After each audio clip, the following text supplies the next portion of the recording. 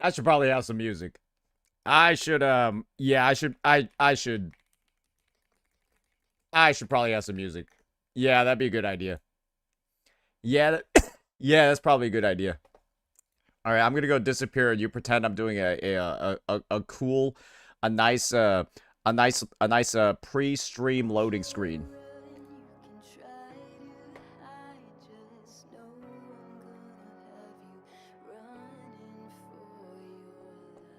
Also, Wuthering Waves is at 500 viewers right now. Yeah, also Wuthering Waves is at 500 right now. Oh dear. Oh fucking dear.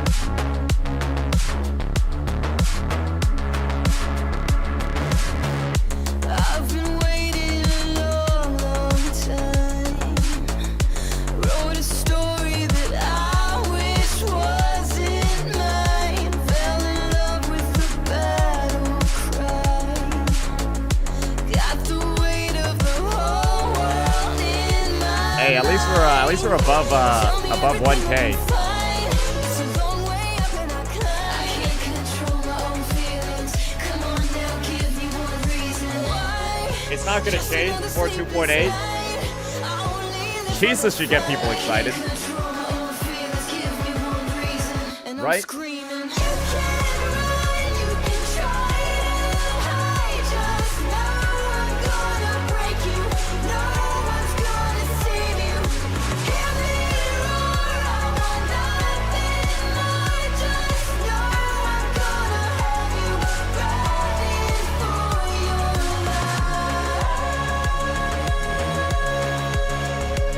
Now the pressure's on, what did they expect? I'm coming for everybody until All right, that's enough of a loading time. I think everyone's here that needs to be here, cause yeah, we're starting fucking late today. We're starting late as shit today, and the reason for that is there was a storm in my area last night. It was pretty bad. It sounded like I had like 3 air purifiers on at the same time. If you know how strong or how loud air purifiers can be, yeah, it's like 3 of them were live in my fucking room at the same time. That's how crazy the storm was. So, yeah, internet is actually up a bit earlier than expected. Are you okay? Yeah, I have a house. It's fine. Yeah, like, I'm not, like, living outside. That would... It'd be a concern if I was living outside, but I don't do that. So, yeah. We got that sorted out. Outage got fixed faster. Are you kind of homeless? I live with my dad. I try to help her out. I need... All right. Enough of that. But we actually were able to do something relatively productive. We were able to do something actually relatively productive while my power was out. And this might be something that we do again if it's positively received. Are you ready for this, ladies and gentlemen? I made a PowerPoint. I made a fucking PowerPoint, ladies and gentlemen. Yeah, it's got like animations and everything in it. It's actually fucking amazing. Yeah, this might be one of the most informative pieces of content I've ever made. Did you color code it? No, you can see that there's only black and white on here. Yeah, you can see there's only black and white on here, but I did animations. So, yeah, it should be good. I did animations. Ooh, you know what? I should probably change the theme a little bit. I should probably change the theme. There we go. Is that better? There we go. Is that better? Yeah, we'll get a little bit of black in there. There we go. All right. But yeah, that's something that we have coming up. But before we go ahead and we get on into that, there's something else that I need to do, and it's something that I said I was going to do. And that is, of course, play Freeze Photo Frame Action Photography and enjoy it. Because I've been talking way too much shit about the events in this patch. Now it's time for me to put my enjoyer hat on It's time for me to put my enjoyer hat on and truly see what the capabilities are in this amazing content that Kuro Games has prepared for us. All right, let's get this one started. Alrighty, ladies and gentlemen, it's time for us to do something that we should have done a long time ago, and that is actually enjoy the events, the amazing events that Kuro Games has prepared for us in Wuthering Waves version 2.7. I've been sort of on the front lines as an individual that's been talking about how kind of like not happy I was with the events in this patch, but then I had a realization a bit earlier on, a couple of days ago. Why don't I just like it? Right? Like, why don't I just like the events in this patch? And so I decided, why don't we go ahead and just do that? And, well, I'm going to have the most optimistic goddamn viewpoint that I could possibly have as we head on into this activity. So why don't we go ahead and, for the first event that we're really going to be tackling here, let's do freeze frame action highlights. So let's do this. All right, here we go. Here we go. As the bamboo leaf falls, and our target for the photo shoot today, the Vogue model that's going to be up, the model that's going to be featured on our Instagram reel, it's going to be Chuyon. Okay, so the objectives that we got over here, we got to have him doing a heavy attack, a plunging attack, and then, oh, I wish I could see what the third task was. I wish I could see what the third task is. Shit. It's a photo of Chuyon writing. He's blind. How does he do that? Anyways, we'll go ahead and we'll see how we can figure that one out. We're going to use our own Chuyon. Glad that they gave us trial characters. What a wonderful and benevolent, what's it called? Developer letting us try out the new character in the version that they're released. Yeah, this is actually something that they haven't had before because we've had very few combat events. But pessimism aside, let's build out our team comp over here. I think we'll run this. This should be a powerful one. Let's do this. Oh, what a beautiful loading screen. What a beautiful fucking loading screen. Oh, and what a beautiful arena. What a beautiful demonstration screen as well. Each freeze frame challenge assigns 3 photo objectives. Complete them by capturing resonators performing the required combat actions. All right, I'm ready for this. In easy mode, wait, there's a hard mode. In easy mode, performing the designated action with the required resonator automatically triggers slow motion. It's like we're super hot in here, brother. All right, let's do this. Let's begin this. Click clack. Beep. Your Echo Interpreter Abby is now online. Wait, that's... With the help of the Echo Interpreter Abby, the click-clacks of CMOS become clear sentences. Oh, I see. Abby's helping us translate. Thanks for coming, Saint. Let's see. Light checked. Equipment checked. We are ready to go. Okay. All right, let's do this. Okay. All right, we got to get a photo of him doing a heavy attack. All right.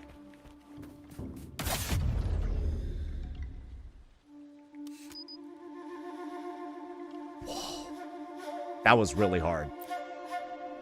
Whoa, they got filters too? Oh, this really is Instagram and Wuthering. Oh, you can hide the enemies as well? Oh, he kind of looks a little bit goofy over here. He kind of looks a little bit intoxicated. Is he supposed to look like this in the middle of his attack animation? He's kind of like stumbling around a little bit. Somebody get this guy a breathalyzer. I don't like this shot. This shot has like negative aura. We're gonna try that again. Yeah, that one's not looking too good. Okay. Okay, let's try it again. Wait, what about... Can we get it with the hat on him? Can we get it with the hat on him? Oh, oh, oh, oh, oh. Oh, here we go. Here we go. Oh, it's not really on him yet. We gotta go a little bit longer. There we go. All right. All right. All right. Let's farm some aura real fast. Let's farm some aura real fast. Which one should we do? Film? Noir? Oh, here we go. Here we go. Y'all ready for this one? God damn. Are we playing Wuthering Waves or Where Winds Meet, ladies and gentlemen? Which one is... Oh, we got the alternative angle as well? Oh, we can hide the enemies too? Aura. Aura. Aura. Would you look at that? Hey, somebody hire me. Somebody hire me. I'll manage your Instagram. Boom! Look at that. God damn. Hey, let's get another shot. Let's get another shot. Let's get another shot right here. Bam! All right. That's enough for that one. What else we got? What else we got? We got a photo of him performing a plunging attack. I can't even build my forte. What? Stars realign.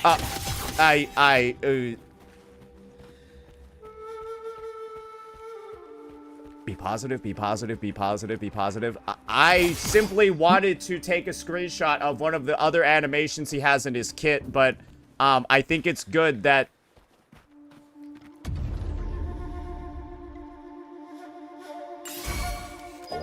Oh, okay, there we go. There we go. Oh, he's like a demon. He's like a demon. Look at all that darkness. Oh my lord. What about wild? Ah, I think we can do better. What is he doing here? Ah, that's mid-animation. That doesn't look that good. Oh, he's got the little twirl? He's like drawing something. You can see over here he's like drawing something. What is that?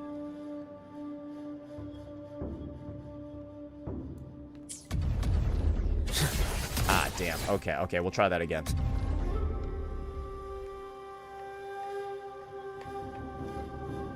Here we go. Here we go. Here we go. Why? I wish the enemies kind of like did something. She's kind of just like not really doing anything there.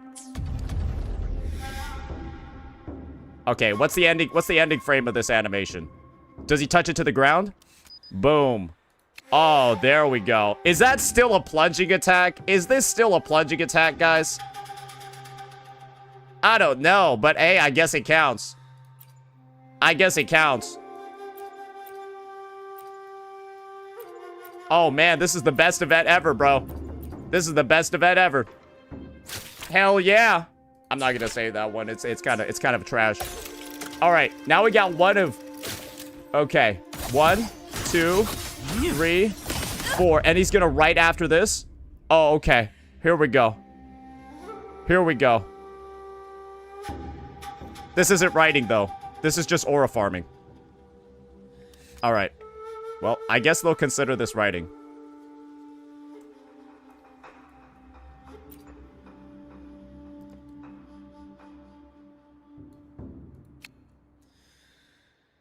All right, we get a little bit of that going. Okay, we gotta get like all of them in the shot right here. Make sure he's at like, you gotta have like the head be in like one of these quadrants over here. It's like here, here, there, and then there. Boom. Oh, yeah. That's what I'm talking about, brother. All right. All right, now we can exit the challenge. Oh! Oh! Oh! Oh, brother! Oh, you can stay too? Oh, do they unlock the rest of his kit?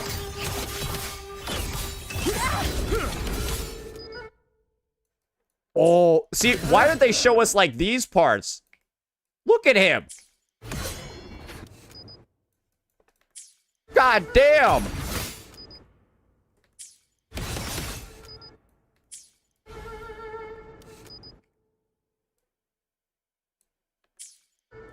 Why did they have us do one of those moves?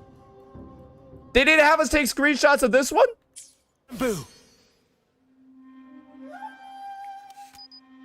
Okay, well. Hey, it is what it is, brother. It is what it is.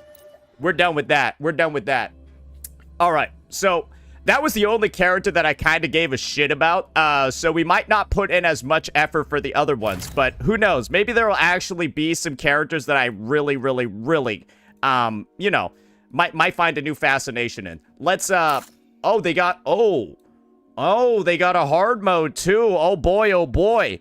All right, what's the next character up?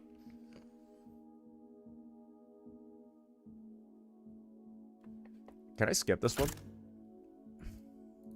All right, let's get this one done. Let's get this one done as fast as possible. I hate this unit. I bet man, I wish I could. Man, they're kind of forcing you to play units you don't like, huh? Okay. Okay. Well, get this fraud out of my face. Yeah, we'll give her the. Let's make this a goal. Let's get her the shittiest photos possible.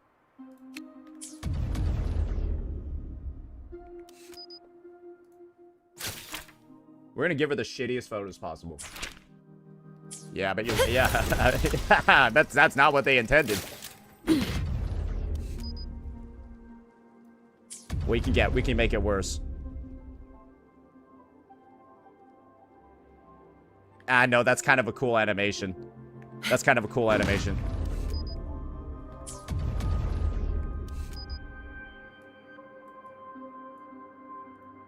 The shot's gonna actually be of Capitanius.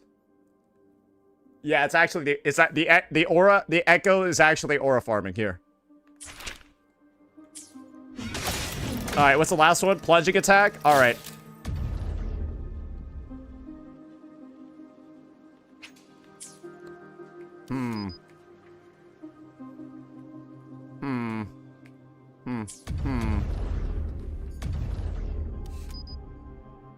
Does she do... She does a whole fucking split when she does her plunge? What the fuck?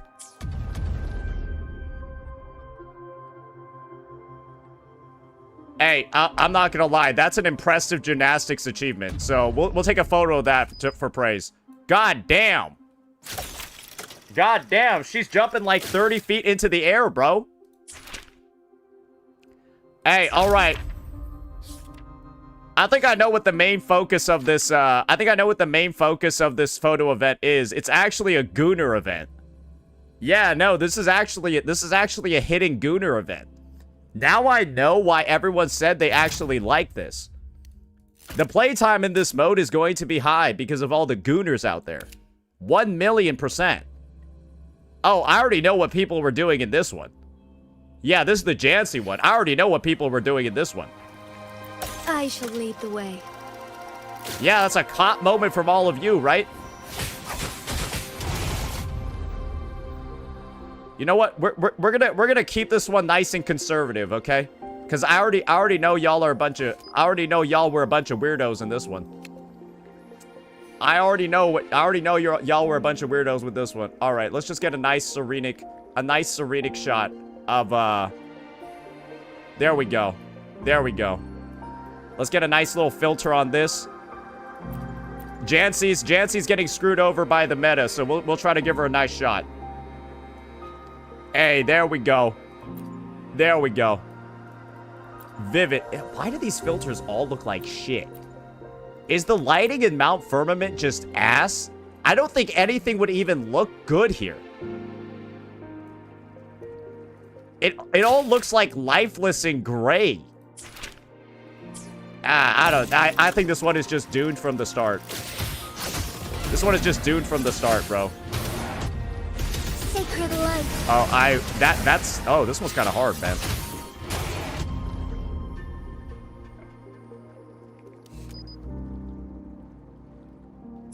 All right, come on. Let's get a decent shot for Jancy. Oh, right there. The dragon's coming down.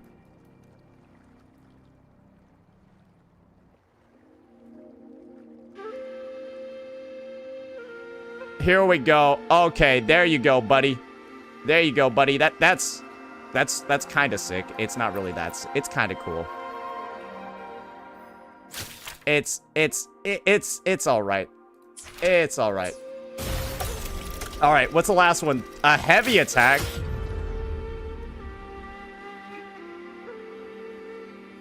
No one's ever seen this heavy attack before.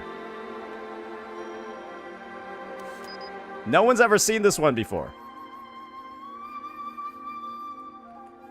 All right, well, she's just kind of like dancing in the water. There you go. That's a yeah, we'll give her something decent. We'll give her something decent. There you go. There you go. We'll throw her a bone. We'll throw her a bone with that one. All right, what do we have next? What do we got next? Come on. Come on, what else do we got next? Ooh, Galbraina. Okay, I see. I see. Of course. Oh, they put an actual good character in here. Good job, Kuro Games.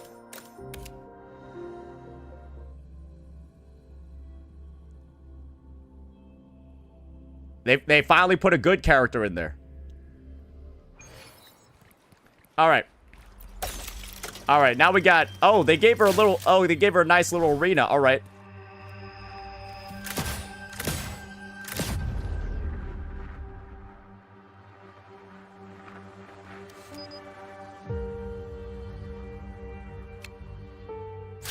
Just get me out. Just get me out. I like... The shape of this character's head is a little bit, I don't know, man. I can't really do it.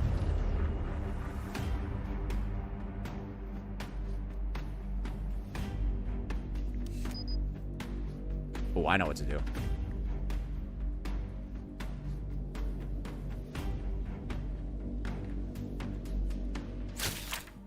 There you go.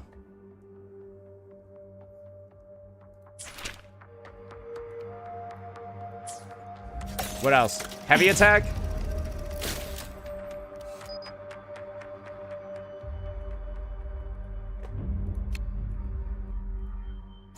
There you go. It's like, it's basically the Wuwa's equivalent of a dick pic.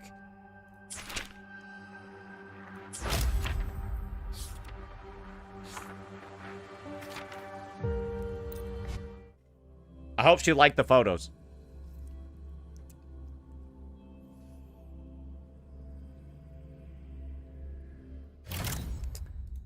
Now, here we go. Here we go. Now, this is going to be the real... Now, this is going to be the real photo shoot right here. Let's do this. Oh, he gets 3 enemies this time. Oh, they already know. They already know they got to show off his traction ability. All right, resonance skill. Let's do this. BAM!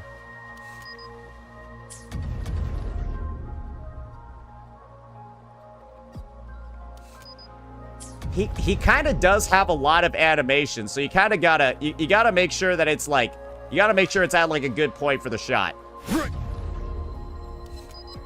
What happens if we hide the enemies? You kind of can't see what's going on here. We might have to go a little bit further.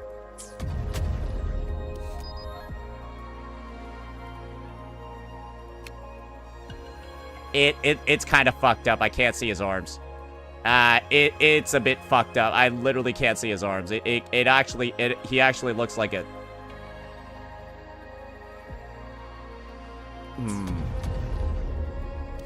Here we go. Now that all the effects are out.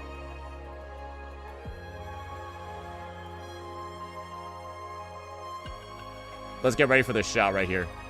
This is gonna be insane.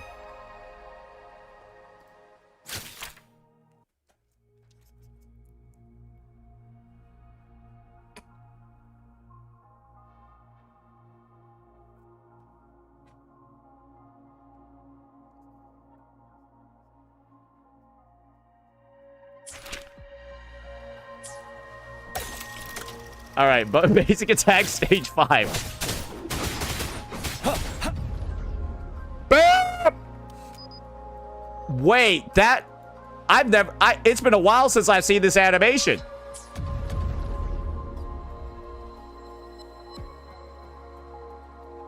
I actually forgot how sick it is that he has an attack animation that uses both his weapons.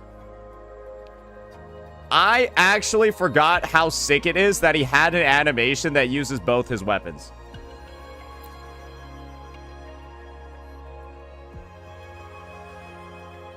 Oh, here we go. Wait, that's actually kind of badass. Wait, that's actually kind of badass.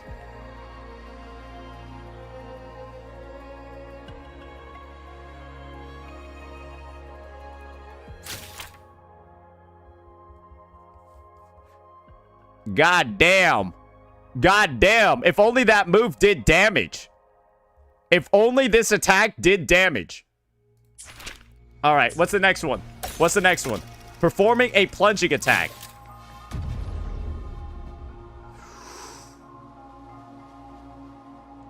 That's not that bad. That's not that badass. Hey, let's get the spear mid-jiggle. Let's get the spear when it's mid-jiggling. Oh, here we go.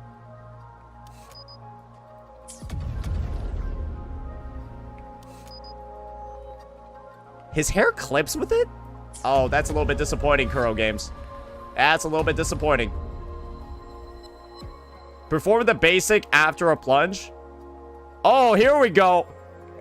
God damn. He's kicking the shit out of them. Wait. Wait, that's fucking sick too.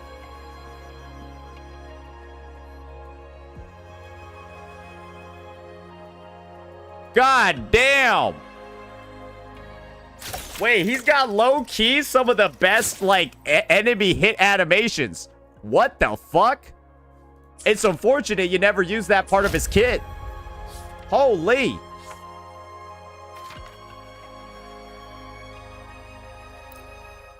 Alright. Now I feel like I'm just not really gonna have that much fun anymore. I feel like now this is where the fun is going to end. Because look who I have up next. Fuck this character, bro. Fuck this character, man. Yo, she's just an asshole. She's just a terrible person.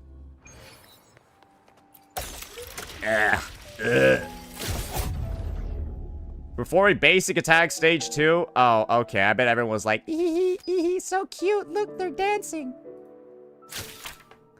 Get her off my screen.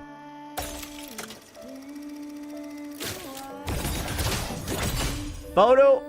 Oh, okay. We got to use a basic attack over here. Whoa! It's like Judgment Cut, but with puppets.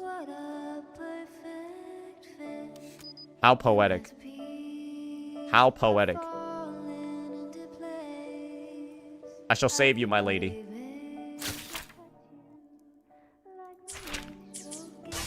There were some people that non-sarcastically said that. Whee! We could surely get it. We could surely get it with the with the explosion from. I don't think that was supposed to happen. Here we go. Watch it explode. Boom. Wow, so cinematic. I can barely see what's going on. It's like a Michael Bay movie right here. It's like a Michael Bay movie right there, brother. All right, that's all the director work we need. It's like a tragedy. It seems someone has finally counted my performance on time. Go fuck yourself. Unbelievable. How dare she say that to me? Okay, guys. Now it's time for the one that I know a lot of you repeated many times. Yeah, I bet some of y'all were logging in and doing this one every day. That might be the only playtime of this patch. Yeah, that might be the only playtime of this patch was you guys logging in and then spending 5 minutes is too long, like 2 minutes in here. I shall bear witness. All right, plunging attack.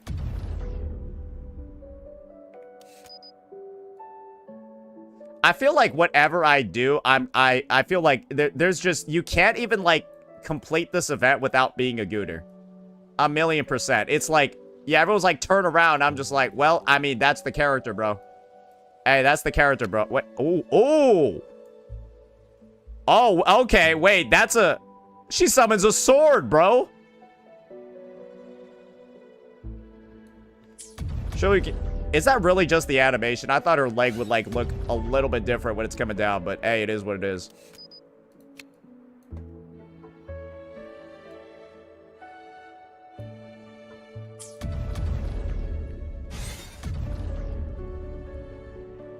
All right, we'll get that. We'll get that. That's a fair one. Wrong angle, don't zoom out.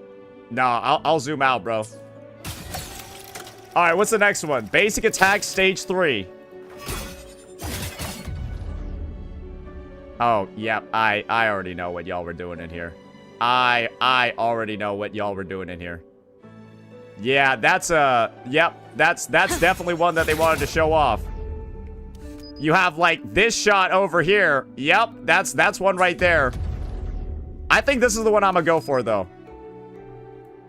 This part is actually sick.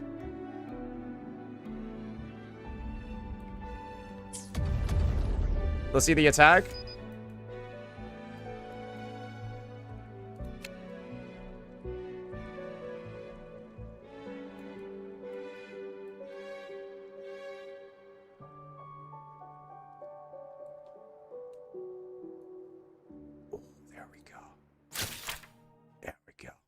God damn, that's just a basic attack animation. Alright, what else? Resonant skill.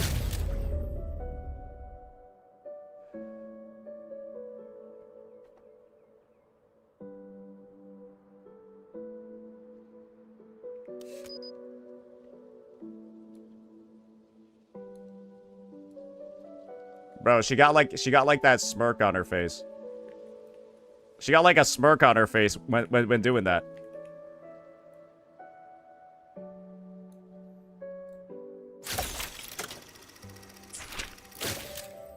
There we go. Okay, that'll be the last one. That'll be the last one of easy mode. Now we gotta see, ladies and gentlemen, just how hard is hard mode. We gotta see how hard is hard mode. And what better way for us to begin hard mode by just, well, doing this one. Hey, let's check it out. Let's see what the Chuyan photo event, the best event ever. What does it look like on hard mode? All right, let's see this. So, okay, he's got a drink. Okay. Time to get down to Stars business. realign.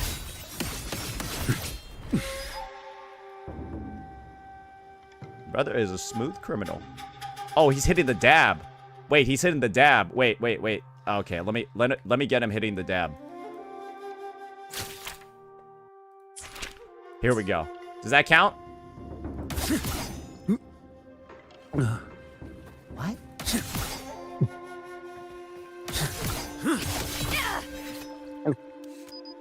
Okay, well, they didn't let me do the recovery animation, so I guess we'll just get this. Hey, can I get the black and white filter on this? There we go. There we go. All right, that one was pretty easy. Now let's summon some bamboo.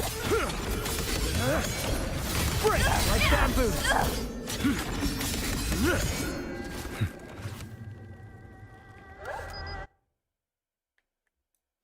Well, can I get any more noir than this?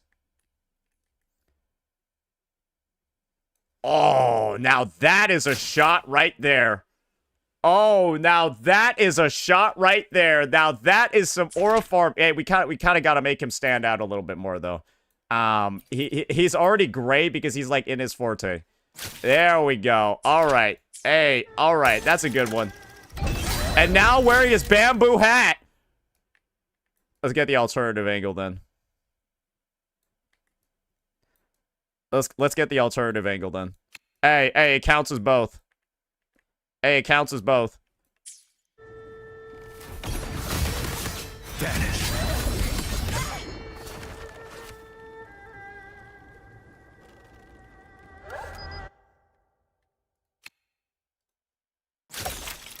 Boom.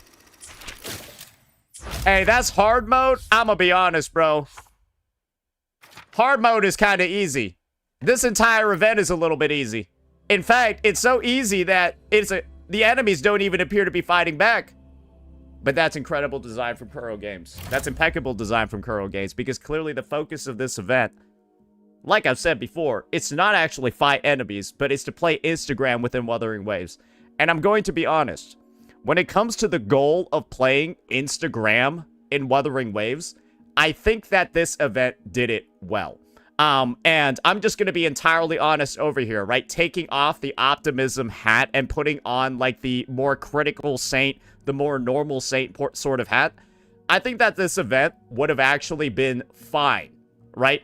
if there were other more substantial events that were accompanied with it, I think that this event would have been the perfect one to put into the lineup for Wuthering Waves version 2.8. This is actually the type of event that I said should be supplemented with combat events in a patch. I'm not saying go ahead and remove events like these already, because they can allow you to have a goofy little bit of fun without naturally, right, leaning into the combat mechanics of the game too much. You still got to engage with them like a little bit to, like, you know, use the character's moves for the photos, but you know what I'm talking about, right? It's a chill event that doesn't take a huge amount of time, as you saw over here, even when I'm taking my sweet ass time. But I just don't think it's something that should be left by itself in a patch, accompanied by like 4 login events. And that's what happened for 2.7. And that's part of the reason for why I had so many critiques for the update as a whole. However, with that said, I don't want these events to be removed from the game entirely. I would actually love if there was something like this in every single patch. And they did it pretty good. They did it pretty good over here. But like I said before, the experience can get soured by all the other stuff going on in Wuthering Waves version 2.7. And the thing is, an event missing like this in the next patch could also spell out some issues for those players that actually really, really, really like this one. Because like I said before, and like I was saying throughout, brother, there are probably a lot of people that logged on just for this event and just to goon, right? Just to goon, just to do some goofy stuff in here. And, well, the opportunities for that don't appear to necessarily be in the other version. So, yeah, just like some food for thought as we compile feedback and stuff for the future. I don't actually think that this was like a bad event at all. But like I said before, there are definitely some hoops that I feel like the development team is like jumping through as they go through, they plan for 3.0 and all of that. I just want there to be something for everyone. Something for every single player, as opposed to appeasing one side of the equation way too much compared to the other. Because that's where it seems like it's been for the past couple of months. So yeah, that'll be it for me. That'll be it for this one, ladies and gentlemen. The best event in Wuthering Waves history. Let me know what you all thought. Peace out. Would have been more enjoyable if there was Brant in it. I mean, you could just go ahead and use your own damn characters, right? It's like nobody's telling you what to do or like who you can play and stuff like that. So yeah, I think you're free to choose what you want to do. So yeah, that's that one. Okay, let me go get that funneled off my editors. We might be able to upload that one real fast today. Okay, let's check it out over here. The best event in Wuwa history. Yeah, I'm not gonna lie. How long does Solaris Soldier take? How long does that Solaris Soldier shit take? I'm a little bit concerned. Cause less than 2 hours. Oh, brother. I don't know if I'm gonna play that shit on stream. I think I can play the photo freeze one on stream. I don't think I can play Solaris Soldier on stream, bro. I think I'd probably die if I did that. Yeah, gonna be honest, I think I'd just probably die if I did that. Like 1 hour to 2 hours if you read all the skills. On Christmas, 3.0 is gonna be available. Well, that's what you guys think on Christmas. It's actually gonna be Christmas Eve for me. It's actually gonna be Christmas Eve for me. What about pretend the event is good? We already did that. Yeah, we already did that. So, yeah, that's not something that we necessarily need to focus on.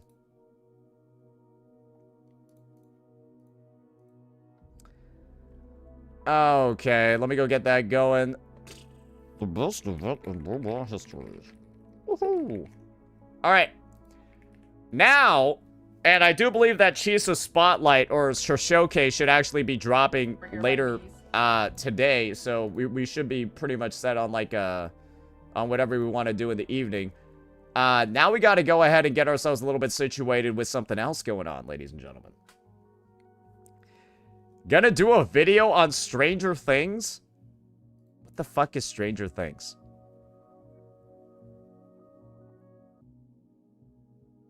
What do you even mean by Stranger Things? Are you gonna cover Wuwa's nomination in the Game of the Year awards? I actually probably could, now that I think about it. I actually probably could.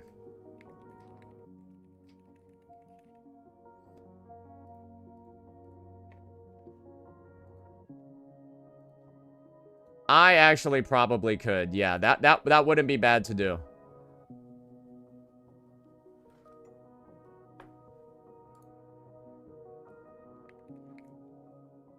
Let me get that sorted. Give me a second.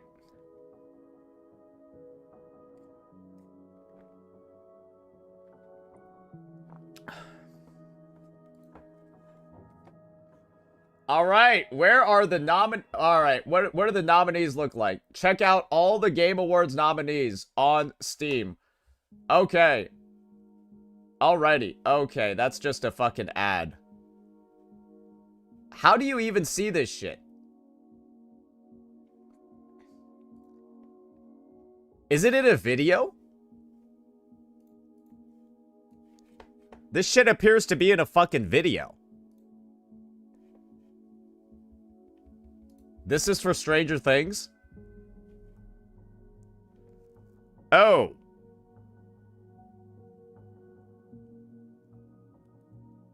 Oh, you mean this shit? Oh, I thought you meant like the fucking... I thought you were talking about like Stranger Things as like a franchise, man. I was like, wait, like what? I thought you were talking about the TV show. And I was like, what? Are you on crack? Not gonna lie, I thought that too. That's what I'm saying, man. That's what I'm saying. All right, best mobile game. Where is the best mobile game? Wait, it got announced like at the start. It got announced like at the fucking start. I don't know what that means. Do they just not give a shit about it? Usually the ones they give more shit about is at the end. But okay. All right. Alrighty, ladies and gentlemen, I heard that there's some crazy news regarding the gacha space currently because the Game Awards is back at it again. And if you're not familiar with what the Game Awards is, it's one of the biggest game shows that currently, like the Game Award shows, that probably is self-explanatory, that exists in the world, primarily in America though. And what it does is it recognizes the biggest achievers across a variety of different franchises, a variety of different genres every single year. And what I wanted to do was take a look at the nominations myself. I know that Wuthering Waves is in there, but I'm actually wondering what the other games are, and then talk a little bit about the history of the Game Awards, factoring in Wuwa, and what some of my expectations are for who the winner is actually going to be. So without further ado, best mobile game, let's just go ahead and take a look at it, see what the nominees actually are. the nominees are Destiny Rising, Okay. Persona 5, The Phantom X, That one's cooked. Sonic Rumble, What is... Okay, I know what Sonic is, but what is Rumble? Uma Masume, Pretty Oh dear, we're in some trouble, aren't we? Derby, and Wuthering Waves. Wait, that's it? Notice a couple of things. First, this dude said Wuthering. Like he's fucking Arikado Zodan or some shit. Like Wuthering. Like whatever. Like what? How? I don't know what it is with this word. Like certain people can't fucking pronounce it properly. It is what it is. And second, what I wanted to focus on over here. Where's the Hoyoverse games? Where is the Zenless Zone Zero? Where is... Oh, well, we all know why Zenless Zone Zero isn't there. But where is the Honkai Star Rail? Where is the Genshin Impact? Where is Nod Cry? Where is Amphorius? 3.7. The Amazing Siren. Where's Yunkai Summit? Yizhuan number 1, Yizhuan number 2, Yizhuan number 3, and soon to be Yizhuan number 4. Where are they? And I'm going to be honest, it's absolutely nowhere to be found. And when I take a look at some of the games listed out over here, I'm going to be honest, I see a bunch of very, very, very high budget ones.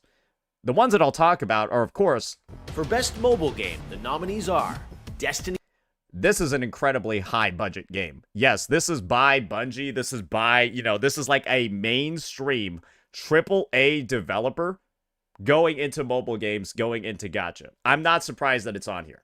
Rising. Persona 5 The Phantom X. Another very popular franchise, but unfortunately, I heard that this game is just not necessarily that good. I heard Destiny Rising didn't really go that well either. So I would consider both of those to be sort of ones that they are developed by some heavy hitters. They are developed by some heavy hitters. Oh, you have the Persona 5X numbers?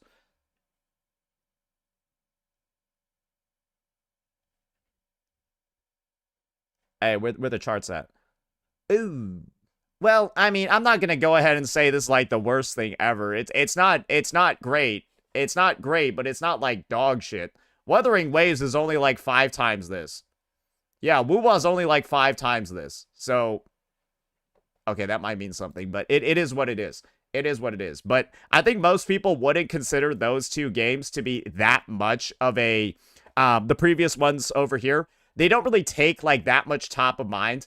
People don't really like think about them when they think about like mobile games. Wouldn't be too surprising at all for me for those two to not really be in like the competition. Sonic Rumble. This one feels like, to me, it might have the same sort of like potential as like a Pokemon game, something like that.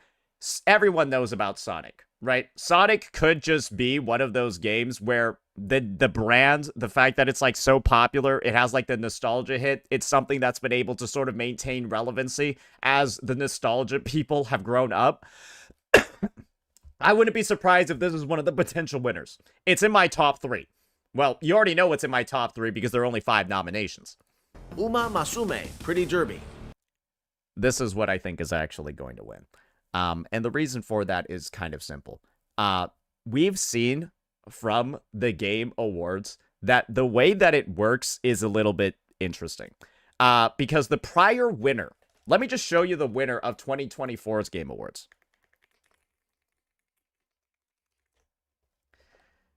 Mobile Game Awards. Oh, shit. The Game Awards 2024. Let's check it out. Alrighty. What do we got going on over here? Let's look at this. So the winner was fucking Balatro. Yes, ladies and gentlemen, the winner of the Game Awards Best Mobile Game was Balatro. It was a card game. It looks like this. I'm not saying there's anything wrong with a game like this winning mobile game of the year, but it's kind of like they have this tendency to kind of choose like goofier games.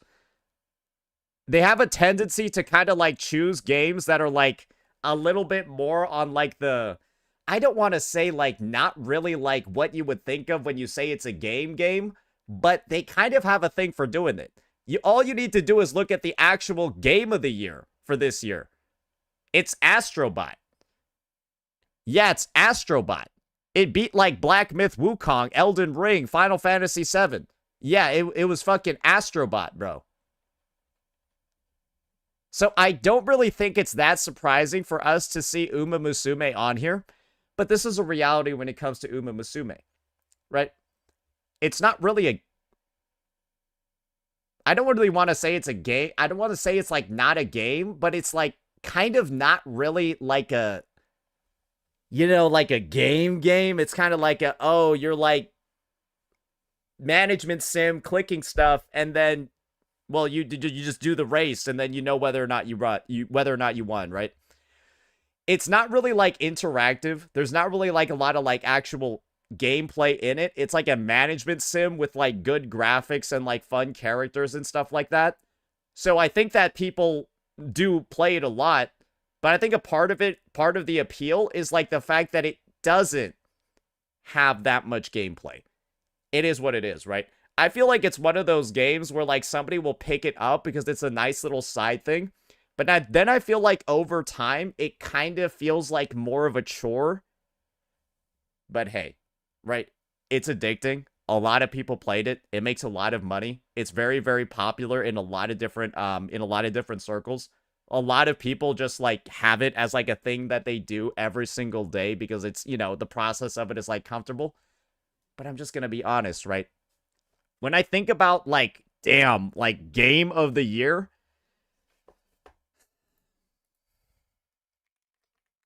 can I just look up Uma Musume gameplay?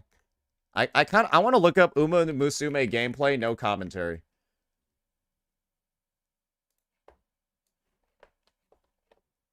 This might not be like an accurate video that like breaks it all down, but I kind of just want to like see what somebody's doing. ど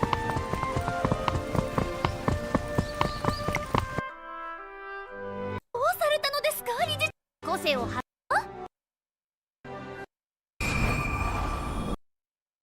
コマンドを一つ実行。感心。 So yeah, there's a lot of like good voice acting, a lot of like good cutscenes, good dialogues and stuff. But yeah, there's not really like gameplay, right? Because even in like the races, I feel like even in like the races, right, you just kind of like watch them run. 私が一番。ダイワスカーレット完全に抜け出した強い。先頭は依然ダイワスカーレットダイレクションだダイワスカーレット。 Yeah, you kind of just like watch them, and that's the thing, right? If people want to call that the game of the year, they're fine to do that. I would just think then that game of the year isn't really being judged on things like actual gameplay, actual like mechanics, complexity, all of that. It's more so just based off of like popularity, right? And what's top of mind for people. And that's perfectly fine too. I just think that, you know, when we think about the next game that's going to be coming up on this list over here, guys, I do think that there are some, like, differences. So, let's just go ahead and take a look at the next game that's coming up. And Wuthering Waves. Let's just be honest, guys. This Game Awards is encompassing...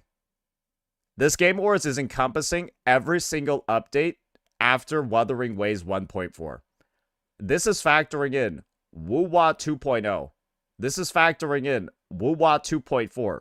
This is factoring in Wuwa 2.2, 2.5, 2.6, 2.7, 2.32. There are some bad patches in there. We're in one right now. It is what it is. But it is also fair to say that this year of Wuthering Waves has been one of the greatest years of, like, gacha ever. From the perspective of the amount of, like, progress we've seen made in like the gacha space as a whole. Wuthering Waves has without a doubt been the most transformative game in gacha. I think that that is without a fact true. It's the game that's probably motivated a lot of developers, and it's probably also the game that has caused a lot of dev teams to go back to the drawing board. Right? To go back to the drawing board for how they're going to approach their design, world design, exploration, and stuff moving forward. It feels like the game that has sort of redefined and probably delayed the releases of a bunch of other gacha games. Because Wuwa probably hit the market. People thought it might EOS. Then they saw the insane recovery that it made. And this is the thing. I've been yapping quite a bit. I'll just show you the stats. Yeah, I'll just show you the stats, brother. Let's just take a look at it right now. Let's just take a look at this right now. Let's look at the stats. So obviously the game's not looking good viewership-wise. But this alone should speak volumes to you about how popular the game had gotten. This was Wuthering Waves 1.4. 1.1k viewers. 2.0 launches, and it bumps up to 5k the next month. And then it sustains a very large number until we fall off a good bit because 2.5, 2.6, and 2.7 have been kind of lacking in content. Right? That's when we start falling off a little bit, is in 2.5, 2.6, and 2.7. But to see this game make one of the most ridiculous recoveries I've ever seen, also be nominated last year in its present state, and then, you know, live up to those expectations for a very, very, very long time. Guys, I'm going to be honest. You look at the state of other gacha games, you look at the state of other mobile games. We talk a lot about how Wuwa has gone downhill in recent months. That's because all of us desperately don't want the game to become like a Hoyo game. And there's a reason why Hoyoverse, ladies and gentlemen, is not present at all here. There's a reason why Hoyoverse is nowhere to be seen when it comes to this list. Because I think without a doubt, most people can say these games have been on the fucking down and down for the longest time. Hey, do I need to show it again? Do I need to show it again, ladies and gentlemen? What happened to this game? There's a reason why this game don't show up. There's a reason why this don't show up. And you want to know what would have made it show up at the Game Awards? If 2.x, which started in this month, wasn't a complete fucking failure. Yeah, 2.x for ZZZ, the 2.0 arc, Yunkai Summit, all that shit, has to be one of the biggest failures I've ever seen from a developer before. In designing a new region, designing new characters, designing whatever, something to like make players stay. The player numbers literally are lower now in the present than they were prior to 2.0's release. That is how you know that as a fact, this game lost players from how bad their update was and how bad the new region is. That's basically a fact at that point. And all the other metrics regarding user count, all of that, even revenue too, if you want to look at estimations, they're all supporting that claim. Then you look at Honkai Star Rail, and boy oh boy, one thing that I hope the Game Awards is factoring in when it comes to awarding or getting these nominations, judging, is how bad the experience is for the consumer. But then again, Uma Musume is on here, and I heard that it kinda isn't really the best gacha system ever, so maybe that doesn't really count. Yeah, I heard a lot of people complaining about Uma Musume's like pity and monetization and all of that. But it's also fair to say that Uma Musume launched in this state. And so Uma Musume didn't have any like previous expectations to ruin. It just launched like this, right? Games like Honkai Star Rail, etc., on the other hand, well, let's just be entirely honest, guys, right?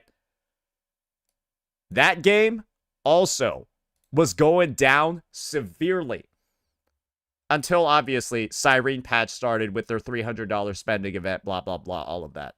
I hope that the Game Awards is looking into how developers shift their monetization, how developers go ahead and fuck over their existing and veteran players, and factor that into whether or not they give their nominations out. Because Honkai Star Rail might be a game that achieved a lot this year, but the amount of backward steps that it took in its monetization, its balance, its power creep, all of that, to just fuck over every existing player and veteran and only make like a good environment for new players, good lord. It's been awful. It's been terrible. It's led to a bunch of people quitting the game and not wanting to pick it up again, myself included. And yeah, it's not surprising to me at all that this is a game that did not get nominated either. And then, of course, we got to talk about the elephant in the room, ladies and gentlemen, and that's going to be none other than good old Genshin Impacto. And, yeah, this game is obviously on a bit of a downtrend compared to prior years, but it's still one of the biggest and most popular gacha games that's watched on Twitch. And the thing is, guys, maybe it's too old to be considered for the Mobile Game Awards. That might just be what it is. Or this is the realization that Genshin might have been high quality in the past, right? Genshin's been nominated before for things like Sumeru, Fontaine, all of that. That's because they were probably the best in the mobile space. But guess what, ladies and gentlemen? There's just... in the open world action RPG space, guys, there's just simply better games now. And I don't think that there's a single person out there that can, like, reliably tell you, without, like, laughing a little bit, And Wuthering Way. that Genshin is, like, better than this game. From, like, a technological perspective, a, like, gameplay perspective, a, like, feature perspective, graphical perspective, even the story perspective, too, nowadays. Right? Maybe the Wuwa story is what pushes it over the edge and maybe gets it first place. But let's just be entirely real here, guys. Genshin used to be the best thing in the space. It's nowhere even close now. The quality that's being put into Genshin, the effort, the budget, the resources, all of that, it's absolutely pathetic when you see what the outcome is. because it makes the most money, yet has the least changes, the least quality of life, the least graphical updates, the least model updates, all of that. It literally looks like Genshin is being run by a skeleton crew from how shoddy so many of the features are and how slowly quality of life comes out. It feels like they have a fucking janitorial, a custodial team that's taking care of it, as opposed to actual innovative developers that are looking to make new things. Instead, they seem to have taken all of that innovation and they've decided, how can we make the game more predatory? How can we make the game more pay to win? Let's add in new enemies that can only be beaten by the new characters that we just came out with. That's the only place where their innovation seems to be. How can we make the game as player unfriendly as possible and extract as much value out of individuals as possible? And the only thing, right, that I need to say to prove this statement is the existence of whatever the fuck this mechanic is, bro. Lunar reactions. Yes, let's just make better versions of the existing elemental reactions, and to be able to use them, you have to pull the new characters. Hey guys, let's just rework shit that's broken, but you only get the fix if you pay for it. Because guess what, guys? You can't even pull all these characters for free. It's literally impossible because they come out one after a fucking another. And you can only guarantee like 3 limited characters a year as a free-to-play. And they have to be months apart because of how little pulls you get. So it's just like, oh my lord. Hey, they're fixing all the old units. They're fixing all the old reactions. It's just all locked behind a paywall. And then they go even further with this, where they have special effects, special buffs, where only Lunar Bloom is able to trigger them in the endgame. And then only Lunar Charged is able to trigger it in the endgame. And so it's like, oh gosh, I guess I just don't have a mechanic. I guess I don't get to deal 50% more damage. I guess I lose damage because I didn't pull this character. And that's what this game has become. That's literally what this game is. It is pay to play for the endgame. And the only thing that's free to play is the story. And so I pray, once again, that the Game Awards is factoring in the awful ways that Hoyoverse is making their game worse for all the existing players. And when they're awarding Mobile Game of the Year out because a game has made good updates and the experience has become better than what it is at launch, I can comfortably tell you, if you're like a launch player in Genshin Impact, ZZZ, or HSR, you're a player that's been playing since launch, your experience is highly likely to be worse. Because of all the new shit that's come out, the fact that 90% of your past pulls are fucking useless because of how much power creep there's been in the game. Oh, I didn't even mention this. Right, I forgot what this game, Zenless Zone Zero, does. They released a bunch of broken-ass anomaly characters that trivialized all the content in the game. Everyone pulled them because Anomaly was fucking broken. And now they've gone ahead and nerfed Anomaly as a whole by giving every boss in the game Anomaly resistance. And so if you're a day zero player that was just pulling what was good and pulling what was strong, you just had all of your team's damage just fucked by like 20+% because the devs couldn't balance the game properly on release. They rug pulled every Anomaly unit because they couldn't balance the game properly. And so all those past pulls and all those past units, worthless. All 3 of their games have dramatic issues with power creep that have ballooned over the past year and made past expenditures, past investments, absolutely fucking useless. That does not deserve a nomination, in my opinion, for an ongoing game. Because an ongoing game, getting a nomination, means that the game needs to have gotten better. Wuthering Waves has gotten better since this time last year. Zenless Zone Zero, Honkai Star Rail, and Genshin Impact have all become worse games since this time last year. That's nuts when you think about it.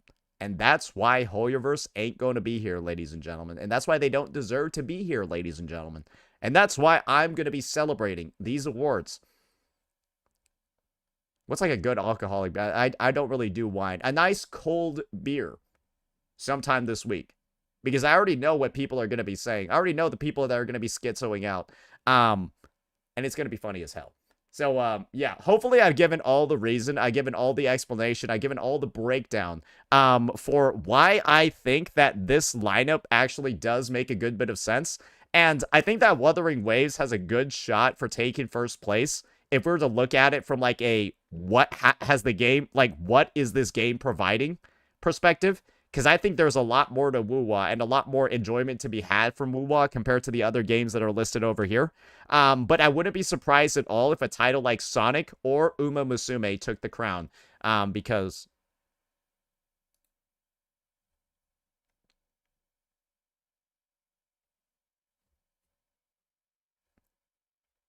Game of the year. That'll be that for this one, ladies and gentlemen. Let me know what you all thought. Peace out.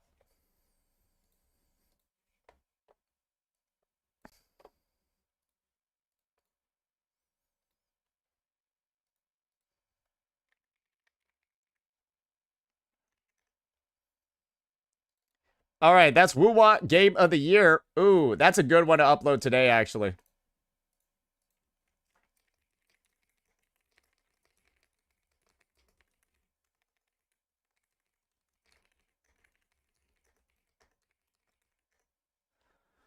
Okay, sorry, I need to go message my editors real fast. We're, Oh! Oh, I'm out of storage! Oh, no! Give me a second. Give me a second. I gotta delete some old files. I gotta delete some old files. Oh, dearie me.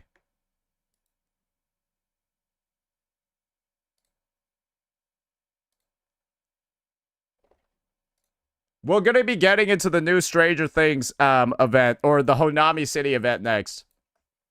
Yeah, we're gonna be getting into the Honami City event next.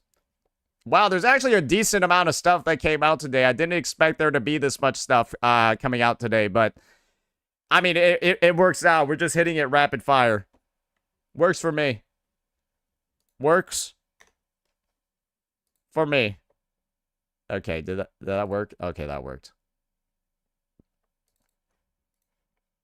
Okay, here we go.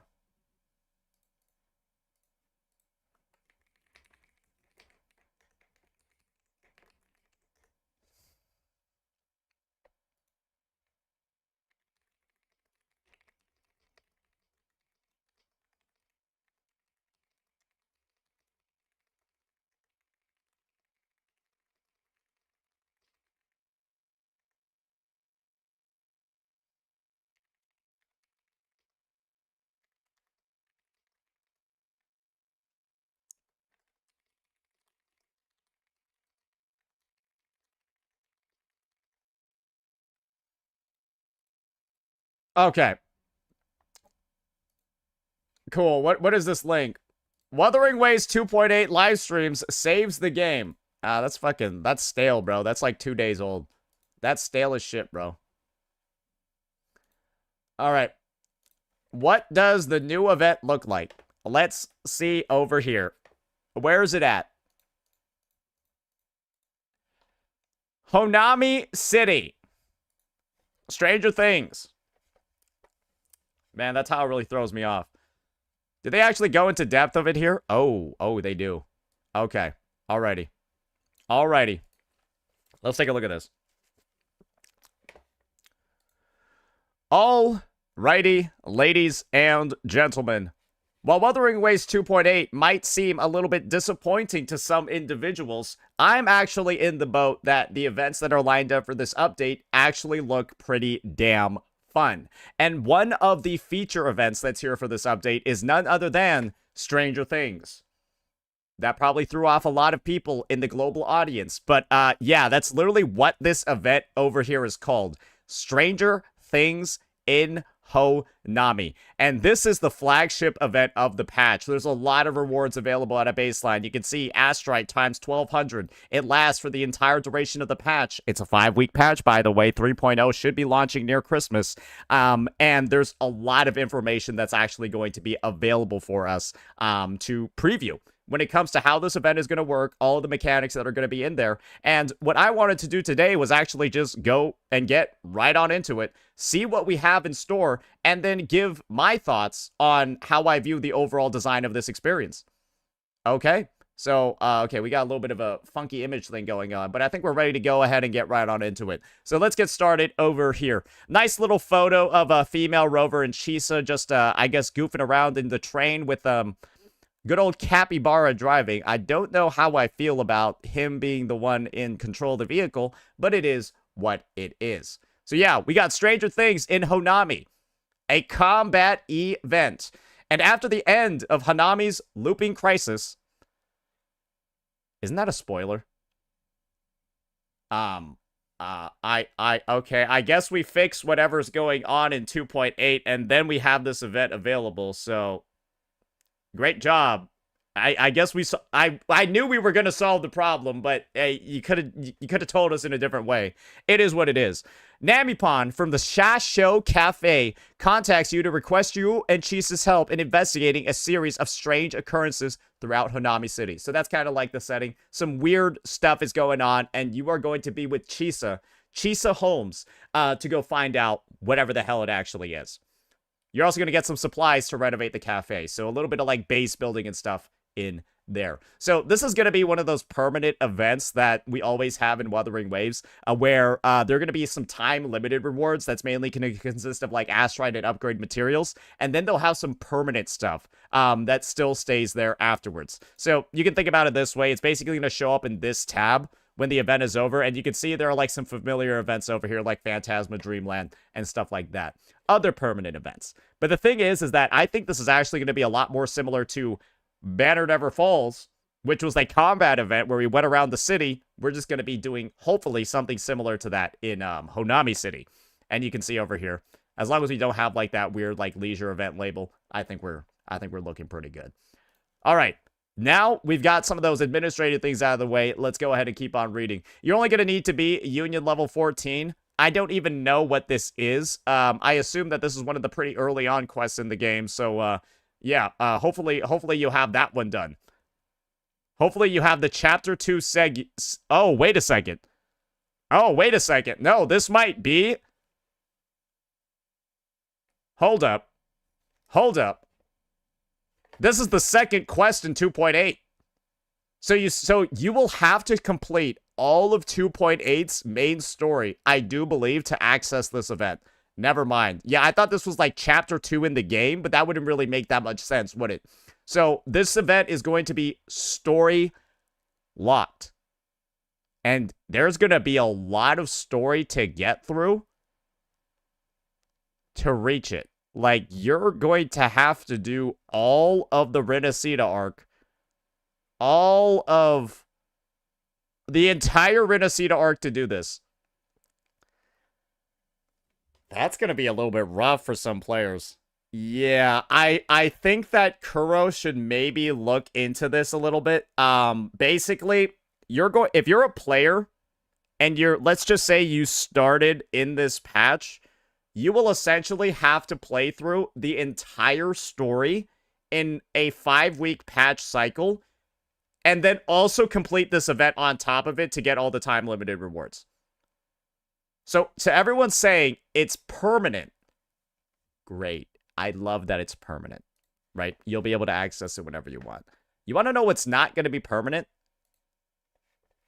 Rewards like this that are like time limited. You can see over here, remaining 1 day, 11 hours. That's kind of a lot of shit. That's kind of a lot of shit over here that you're not going to get because it's time limited. So my take over here is that this is an event that gives 1,200 Astrite. A good number of those Astrite, as you can see, is tied to the time limited rewards that you're seeing over here. again, these are the time-limited rewards. That's why there's only 1 day, 11 hours remaining. There's a lot of progression, a lot of stuff that if you're a new player, you kind of want these. Yeah, I think most people would say a new player really likes rewards like these so that they can build their fucking characters. These are essential to progression. And not being able to access them in the version without bum rushing the entire story is a bit rough. Because guess what, guys? If you're a veteran player, Astrite, experience tubes, all of this, gold upgrade mats, all of this stuff isn't really as important to you. Because you're only using it on the new character. New players are using this on like every unit on their account because they're a new player and need to level a bunch of people up. I really think that this is a bit of a rough approach to have to complete all the story, essentially all the story in the game to be able to access, and let's just review this once again, time-limited rewards. This is a time-limited event with time-limited rewards. There's a permanent component, but there's still a lot potentially missing out. Great, they show the rewards too. 1200 Astrite, Phantom False Sovereign skin, Avatar, title, and modifiers. I just think it's a bad experience overall for new players to rush through content because this is a game where the story is actually very good and skipping through it to rush it is an awful story experience. But once again, players are being incentivized to ruin their experience in the story to be able to get the resources to progress in the game. And I think that is a conflict that shouldn't really be happening for the maximum amount of player enjoyment. That's my take. All right, now let's move on and actually start taking a look at some of the mechanics over here. We've been through a little bit of a spiel. Explore Honami City in search of supplies and uncover the truths behind anomalies in the city. This is what I was talking about when I said, like, the Sherlock Holmes exploration component. There's going to be a little bit of work that you need to do to get into the fights. But I think that as long as people see the vision and they see, like, the process, and it's a frictionless, fun, engaging process, I don't think there's too much of an issue at all with this. But we still have to see what some of the mechanics are actually going to be. Next up, stability is a resource that I guess you'll have that kind of like exists as you explore. It'll decrease when attacked. And if all stability is lost, the exploration will be terminated and all items in your storage bag will be lost. Okay, so there's like a little bit of like a risk factor in here where you can't get into too many fights. You can't like hoard all of your mats. You're gonna have to return to base, restock, resupply, get your stability back up to continue exploring and doing all of that. So there's even like a bit of like, I don't want to call it like a rogue-like component, but it kind of does feel like a bit of a rogue-like component, right? The need to like go back home, that sort of stuff, conserve your loot, that sort of thing. Pretty neat. Then we have the support, Namipon. Unlock more Namipon support and Namipon stickers as you investigate and venture into yet unexplored areas. Okay, so they're going to have like some sort of like overarching system. I'm pretty sure the Namipon stickers are going to be used in the shop to get some rewards. All right. Next up, you can book the Namipon shuttle from a telephone booth. I like the aesthetic that's going on over here. This area actually looks really nice, which lets you safely extract at any moment and return to the cafe. Okay, so they literally, it's almost like a permadeath looter shooter, in a sense. You got like extraction points and stuff like that. You go out and you gather loot. You can't explore for like too long or you'll like die from exposure to like the elements and stuff like that. Yeah, it's a little bit like Arc Raiders and Tarkov built in.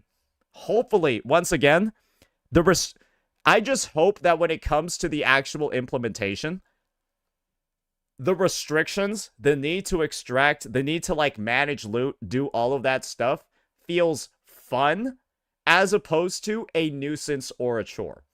And part of like the fun in a game like Arc Raiders or Tarkov is like the fact that you're like, oh, you're like looking over your shoulder. You're like, oh man, is someone about to like blick me when I'm like 3 feet from the exit? All of that. Do I have like, you know, like, do I have enough loot? Did I gather all the stuff? Is it worth taking this additional risk to hit this one extra spot right before I extract? As long as that like fun, that decision making, all of that, the risk is there. For example, having higher rewards, right? Being able to progress a little bit faster if you decide to explore while your stability is low, that's a potential mechanic that could seem cool, right? The lower it is, the better your loot is.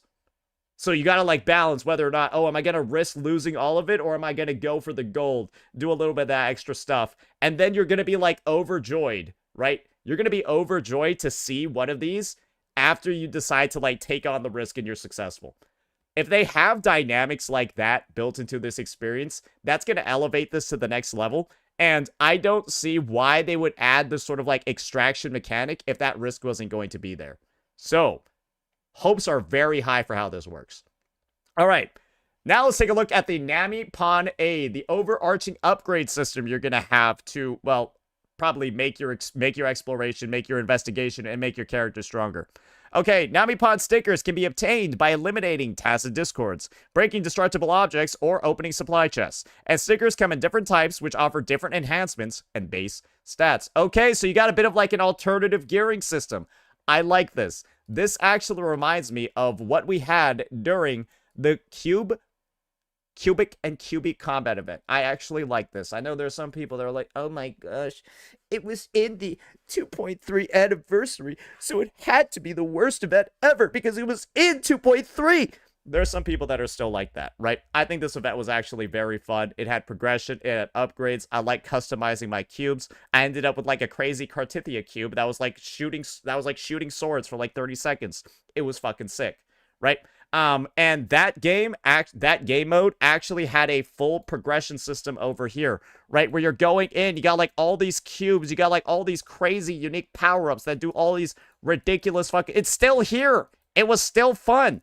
Like now I got all these prismatic upgrades as well that I was like going for. It was a fun progression system that made me feel like my cubes were actively getting stronger and then gave me a lot of incentive to keep grinding to get better upgrades to make my cubes even stronger. And as long as they have something in here with the Nami Pawn stickers to have that same sort of like feedback loop, I think it'll work out well. This is how, in my opinion, you combine the mini game feel with combat. Because now people are going to be having, right, the mini game search to get like all of the little coupons that they want, activate like coupon set bonuses, find out which coupons synergize with each other, and then, you know, go like optimize, have fun from there. They've taken like the ingredients in the pieces, and it seems like they're going to make something very fun out of this. Next up, Nami Pawns. Oh, different Nami Pawns are attached to specific stickers. Equip the corresponding stickers to activate. I remember saying that the stickers were going to have a set effect. I didn't actually know that was going to be the case. It just made sense. So, yeah, stickers will then also have a set effect that activates when you collect them, and then you get special bonuses. It just made sense, right? It just made sense. Because that's how game design works. Now let's look at the Nami Pawn Assist. Oh boy, they're going to fight with you. Nami Pawns will assist in your exploration of Honami City. Selecting different Nami Pawns will allow you to cast various support skills while exploring. Fun. Good. It kind of reminds me of the cubes that they had set up because the cubes were the support. Yeah, the cubes were the support for your gameplay and your characters. So yeah, hopefully they just have like a wide variety of skills. This might actually be where parts of the cube event actually come through. You'll probably have some offensive cubes. You'll probably have some debuff cubes. You'll probably have like some shielding, sustain, buffing cubes, or sorry, not cubes, but Nami Pawns as well. That could probably be something that occurs. Maybe they'll have like the Nami Pawns dress up as the characters. And then the stuff that they do is similar to what the characters do. Imagine like having like a shorekeeper Nami Pawn. Or like a Jinsei Nami Pawn. Or like a Phoebe Nami Pawn. Wouldn't that be sick? I hope they put that in. All right. Now, let's look in and take a look at the other minigame component that I think is going to be in here. And that's going to be the renovation of the Shasho Cafe. All right, so you can see over here, there's a bit of a inventory management piece. Everyone's got their special little Nami Pawn. They've also got their special stickers as well. So yeah, you'll sell loot items from the warehouse for rice dangos, which can then be used in Honami City to upgrade cafe decor. Unlock the sticker slot so you can have more set effects and more stickers on you to get stronger. upgrade Namipon badges, which I assume are like these, and then make item purchases in the supply station. So, yeah, you'll collect a bunch of stuff, sell them for a bunch of resources, probably have some very, very high value items. I see that there's a can of soda over here. I bet it's well preserved. It's probably worth a lot. Probably still carbonated after all these years. That's why it's got the special, that's why it's like a red value item and everything else is common. Stuff like that, right? That I think they're going to have in there. So item rarity, all of that should be a bit of a fun time. And then, apparently, when you bring any legendary quality unequipable loot item back to Shasho Cafe for the first time, the item will be displayed in the gallery. And, well, you'll get Astrite for collecting these bad boys as well. So you even got, like, little, like, chase goals to go ahead and search for like, you know, a little bit of fun little Astrite. I'm pretty sure this is a permanent component, though. So if you're on a bit of a time crunch, right, the event only has a couple of days left, or you just don't want to sink your teeth into it, this is probably something that can just be saved for, like, the permanent runtime, because this looks like something that's not going to be, this is definitely not going to be time limited as a reward. That 10 Astrite over there. All right, when it comes to upgrading the cafe, you can upgrade the decor to give you all sorts of perks during exploration and unlock more cafe features. Probably things like more extraction time, more stability, higher loot rate, more starting money, blah, blah, more backpacker inventory space. It'll probably be like stuff like that, right? Where you upgrade the decor so people that have like the fun little, you know, oh, I want to make my hideout look as nice as it can be. That'll be essentially stat bonuses for your actual playthrough. So I think it's a good way to satisfy a lot of people in the situation. But yeah, that's going to be the entire event. And as you probably heard and as you probably saw, this is one of the most feature-rich and potentially one of the most fun combat mini-game exploration events I've seen Kuro come out with. They seem to have a like loot, inventory management, resource management component over here for people that like that. They also have a companion component where you got your Namipon over here. You'll be able to look at all the cute little capybaras going around and I guess summoning fucking portals of death over here. Then you also have set bonuses, character building, grinding out different stickers and different Namipons, finding out the stuff that synergizes the most to get like the strongest performance possible. You've got like the grind over here. And then of course, right, you have the entire extraction looter shooter experience where you have like stability going down as you go through more fights. You're balancing the risk of getting good loot with losing all of it because you run out of stability. And then you have the ability to go right back home right after having a good call or having a good haul. That to me sounds like a pretty fun overall experience. I just hope that the big ticket items that I talked about, right, adding the dynamics of risk, making sure that the grind actually feels fun and there's like all these reasons for progression rather than feeling like you have to. And of course, and I think this is the big piece that I didn't talk about, I hope the fights are actually fun. I hope the enemies have like specific buffs. I hope there are some enemies, right, or some like groups of mobs that are like actually not possible until you grab some other mobs on the map. I low-key want the experience of adventuring into a level 90 zone when I'm only level 1 and getting fucking destroyed. Having that again in a minigame like this would be very fun. Because that was low-key one of the more interesting parts, right, of Wuthering Waves early on back in 1.x. Accidentally finding a group of like red level 120 mobs and then getting fucking destroyed by them because, well, you thought you could take them on. I'd love to see something like that in here. And it makes sense to kind of like split up Honami City in like a bunch of different zones that require different progression. Banners Never Fall did a similar thing. And I also hope that the really hard areas with high level opponents, if there are there, because they probably should be, I hope that they're also beatable when you just go in raw as well, as long as you know, grind enough, play sweaty enough, do all that sort of stuff. I hope they have all those components, kind of like a choose your own difficulty thing, high level areas for people that want more difficulty to go experiment with.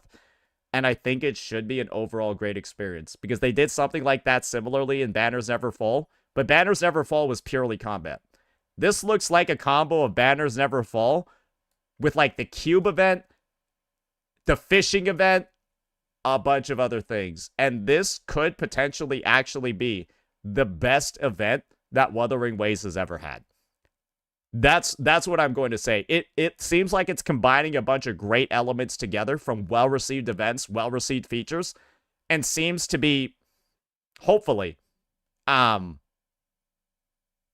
improving upon them for this iteration. So yeah, I'm very excited for this. Excited to see how it pans out.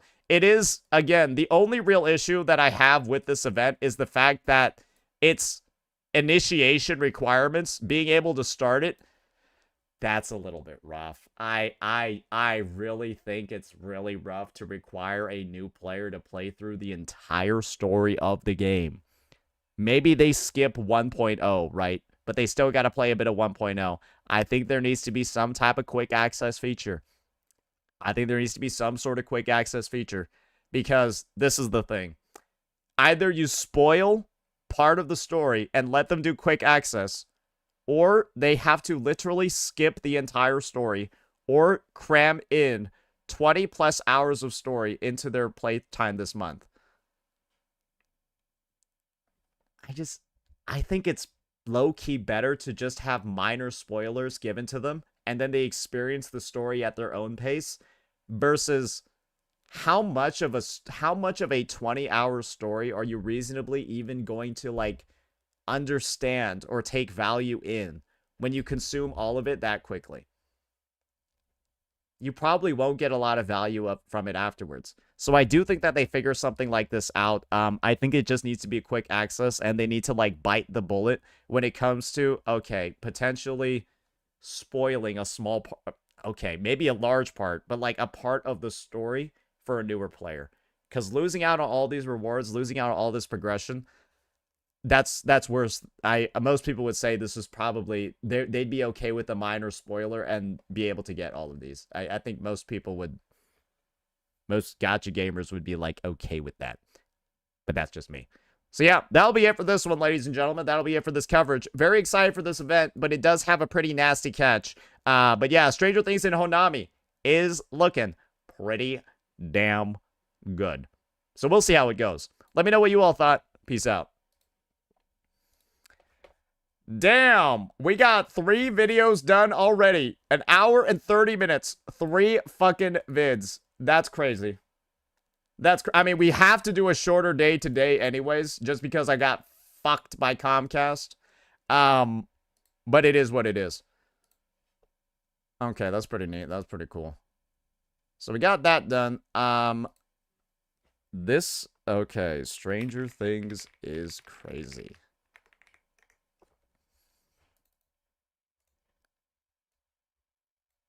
All right. Got that going.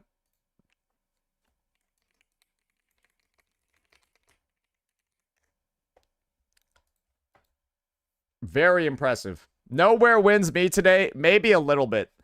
Maybe a little bit. I'm not super sure though. I'm gonna be compiling my fight against Qian He for a YouTube video. Did you know it took us 4 hours to beat her? Not really 4 hours because we took time progressing the map and shit. But like we started her fight and then we beat her 4 hours later. Yeah. We did a bunch of other shit though in between. Like 3 or 4 side quests, but yeah, it was a little bit rough. All right. Now we got a video from Glaive. Now we got a video from good old Glaive, ladies and gentlemen. And then I also got my Chisa is the new Shorekeeper vid coming up too. Shit. All right.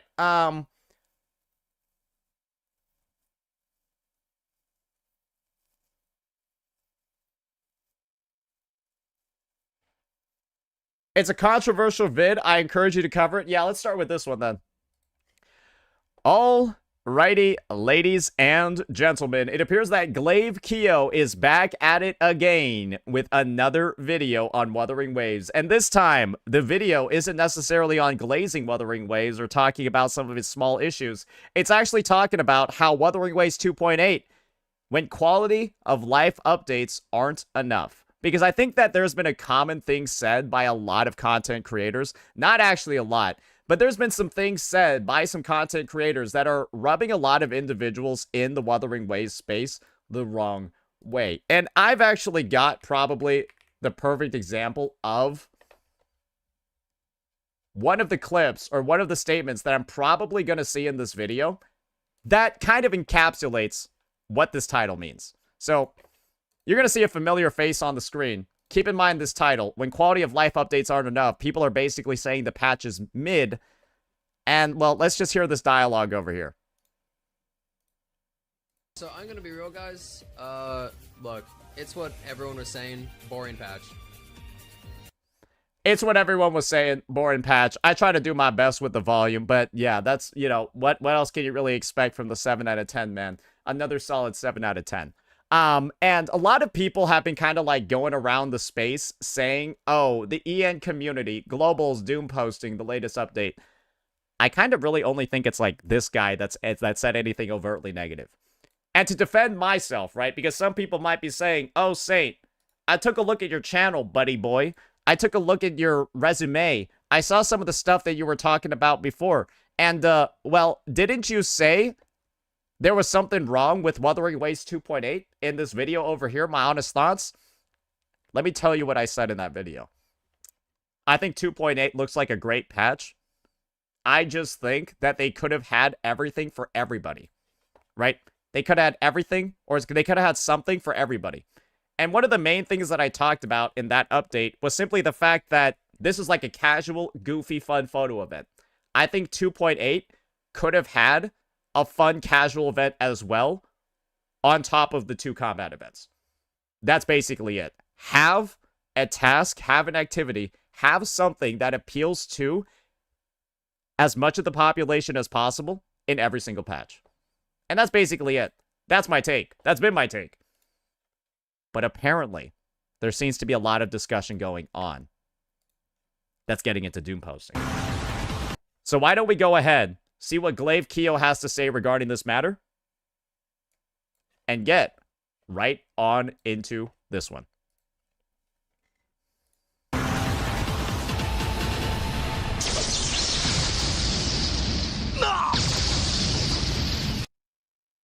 Okay, this is his video. レールガン美坂美琴お姉様常盤大中学が誇る最強無敵の電撃姫ですの I guess she has a similar move to what Boo Ling does. I mean, I'm not gonna lie, this is a little bit cringe. Because I had no idea what the fuck this anime is. I feel like there's also a lot of people that have no idea what the fuck this anime is. The Wuthering Waves 2.8 livestream has come and gone, and it has created a very strange split in the community. On one hand, you have a large group of players calling this a massive W patch, and if you just look at what was actually in the broadcast, you can absolutely see why. But on the other hand, you have a lot of players, a very loud group, who are, let's just say, underwhelmed. Even the content creators calling it a boring patch. So how can both of these things be true? We've already gotten the B-roll of that one, but that's the thing. I feel like the term content creators might be a little bit too encompassing because, again, I literally haven't seen anybody else except Genizad say words like that about the patch. I literally haven't seen anyone else say anything like that. At the same time. How can one of the most technically impressive patches Kuro has ever shown also be one of the most controversial? That is the contradiction we're going to look at today, but before we get into that, if you appreciate this kind of breakdown, a like on the video and subscribing to the channel is a huge help, and it lets me know that you want to see more. Alright, to understand the conflict, we have Nice plug. Nice and short and sweet. to be fair and start with what was actually in the broadcast, because on paper, this was a massive success. If you just look at the 2.8 broadcast objectively, it was a massive W for the players. It was packed with some of the most highly requested features and fixes that the community has been asking for since launch. I think the thing is that a lot of the quality of life that came in this update, or I think the main quality of life feature that came in this update, is something that was actually it solved a problem that got introduced by new features, which is a bit different from, hey, here's like a long-standing thing that like, as like a game, you're adding quality of life for, versus here's a quality of life fix that unfucks a new feature that we added. I think there's like a bit of a different vibe. I think there's like a different level of understanding, because the main fix was to nightmare nests, which the player base is still kind of 50-50 on, because nightmare nests are kind of fucking ass. That's a little bit different from like adding something like echo loadouts, right? They're kind of like in a different realm. Core of this, the part that got everyone nodding, was the quality of life. And the word changes is almost an understatement. This was more of a flex from the developers. First, you have the one-click echo absorption. And this is the thing that I'm saying is like,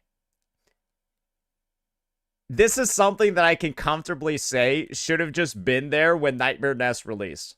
And Nightmare Nest came out in version 2.5, right? It's been about over 120 days of us individually collecting every single one of these after we clear a Nightmare Nest.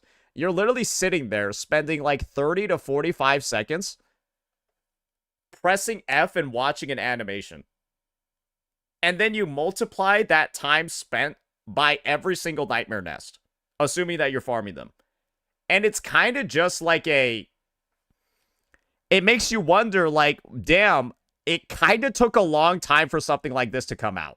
That's why I don't think people are necessarily as much in the boat of like, oh yes, devs listened. It's like, okay, the devs literally, here it's like, okay, the devs literally fixed a problem that they introduced. Awesome. It feels like more like it's about damn time we finally got this one versus awesome. I'm so glad that they thought of this one and added it. Do you guys get what I'm talking about over here? I'm not saying that this is bad. I'm saying that this is objectively great. But it's like you going ahead and like going to work, and then your work gets you a new coffee machine.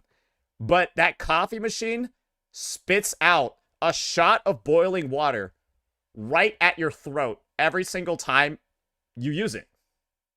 But it's the only coffee machine in the place, and you need caffeine. So you kind of get like fucking, your Adam's apple just gets like sniped every single day by like a little bit of hot water. It's like a little bit annoying, but it's also the only machine that you can use in the office. So you just kind of like deal with it. And then 3 months later, a mechanic comes in and then makes it stop like shooting you in the fucking throat every morning. That's like what this is, because there's no other way to build characters in the game than use Nightmare Nests. Right? Like that's the only way for me to build this unit, or this unit, or this unit, or this unit, or this unit. I have to use Nightmare Nest to build all of those units. And so it's just, I've been dealing with individually collecting every single one of these. It hasn't been optional for a long fucking time. And it's a problem that got introduced by Kuro Games. Right? It's a new problem that got introduced, and it took a long time to fix it. So hopefully that coffee machine spitting analogy makes more sense, because that's kind of literally what happened to us. A simple, obvious fix. Instead of running around in circles tapping your absorb key on your every single drop, you just absorb them all at once. This finally addresses one of the biggest, most annoying parts of the daily farming loop. A clear win. But the bigger deal was the new material completion UI. This is that flex I was talking about. It shows a high level of technical skill. Now this is something worth glazing, right? Nobody necessarily asked for this one. People were okay with needing to like manually jump around and like open up different like boxes and stuff to level up and get the right resources. People viewed that as like friction in the leveling process that was acceptable. I didn't really see a lot of people saying this is like a massive UI error that needs to be fixed immediately. But then they did it. And this to me is an example of like unprompted quality of life that feels amazing. and is like a good addition for the developers without necessarily being asked. And that's what Kuro has been known for in the past before. However, the Nightmare Nest thing, I don't really think it falls under the same umbrella. Took one of the most complex and annoying parts of the game, grinding for materials, and streamlined it into a single elegant interface. It shows you what you're missing, it lets you craft it, and it directs you where to get it, all from one screen. It is genuinely impressive, and a lot of other games could learn from this. I think it's great. Wink, wink. And then they added in-game echo build recommendations. This is a huge win for the casual player base.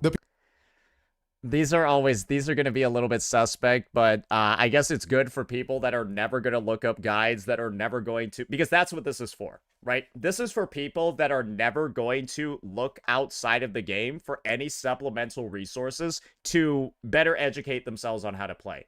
Because, yes, I think everyone knows that you're not really going to get great builds or great results out of people who don't live on guide websites or watch theory crafters. The game this is probably going to give you some dog shit builds if you follow it, right? It's probably not going to give you good stuff. You're probably going to end up breaking your character a little bit. They might still function.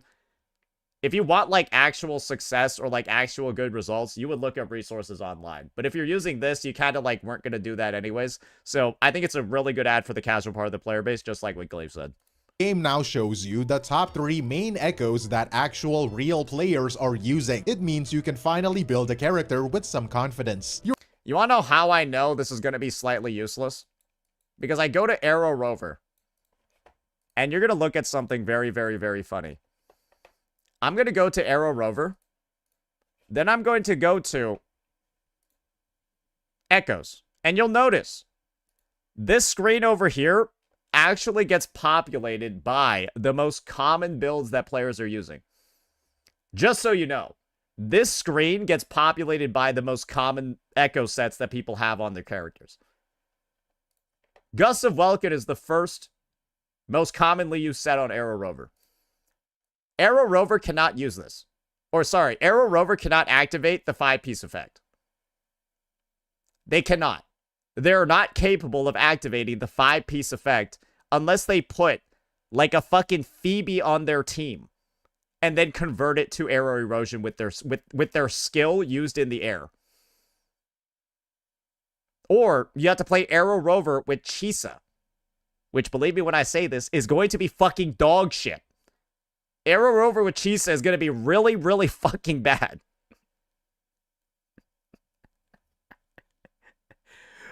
But this is the most commonly recommended set. It's because a majority of players kind of don't really know what they're doing when it comes to building their characters. And that's why having a mechanic where the majority of players are the ones dictating the builds can be a bit of a situation.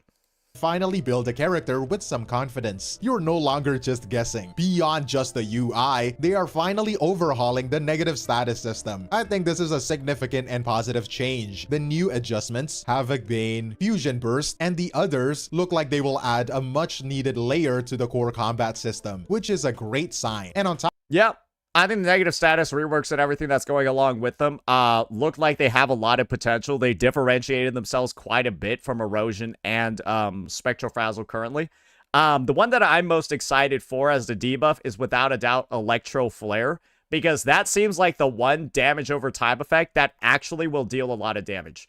Because it goes up to like 20 stacks. Like 20 fucking stacks of a debuff, which sounds nuts to me. top of these fixes, the production value was high. This was a full content drop. You have the new 5-star Chisa, who has what the community is calling absolute cinema gacha animations. And of course, the highly marketable scissors that turn into a giant chainsaw. That is an easy sell. Now there is the quiet observation that, well, she looks a bit like Emo Peeb, a darker haired PB, which isn't a bad thing. And the attack animations definitely look like it came from PGR. In my opinion, she looks the most PGR out of all of the Wuthering Waves characters, and then she references some of Nanami's attacks, so there's that. This is the odd thing is that I think the main issue that some people might have with Chisa is the fact that her animations are, without a doubt, it's not necessarily her animations, her special effects are much more mellow compared to some of the prior releases that we've had. I think that's currently the biggest issue that most people have with like Chisa's appearance and her design. Her like actual like VFX, right? The stuff that comes out when she attacks, all of that. It's a little bit on like a less flashy, less noticeable level than a lot of prior releases. Because one thing, like all I kind of really need to do, right, is just all I need to do is just show you this, right? Because these are the two releases that people are going to be immediately comparing Chisa's animation quality with. Well, let's just be entirely honest over here.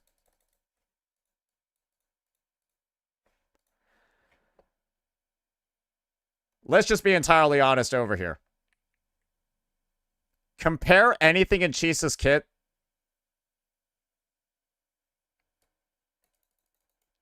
to like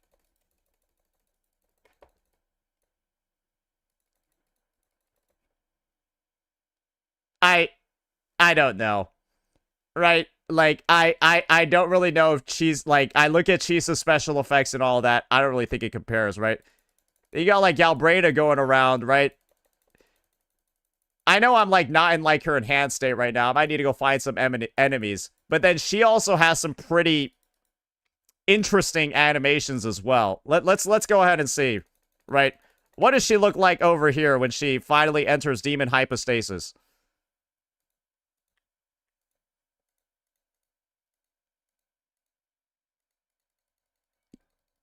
Yeah, I mean, those are pretty damn. She even has the whole like Devil May Cry thing over there too. I mean, it's kind of a lot, right? And then you go ahead, you tab out, and then we look at Chisa Combat Showcase, right? This is her at like her most flashy too.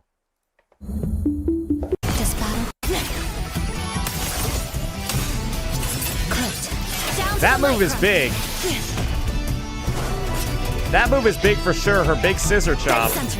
But I think the main focus for me is the fact that even when you're like in her, her chainsaw mode, her chainsaw mode, in my opinion, is like a little bit underwhelming. And this is her liberation animation. It's cool. But then, yeah, there's just the chainsaw stuff over here. There's not a lot of VFX and stuff that goes into it, right? Especially that big slam. Especially that big slam. Because let me just show you what Nanami from PGR looks like. And I think there's a reason why. I feel like there's a reason why Glaive didn't show what Nanami's looks like. Because, well, it looks a lot more... It just looks a lot more flashy in PGR than it does in Wuwa. The move, there's going to be one move in Nanami's kit where you're just like, okay, yeah, that is literally what Chisa's doing. Let me see if I can find it over here. Let me see if I can find it over here.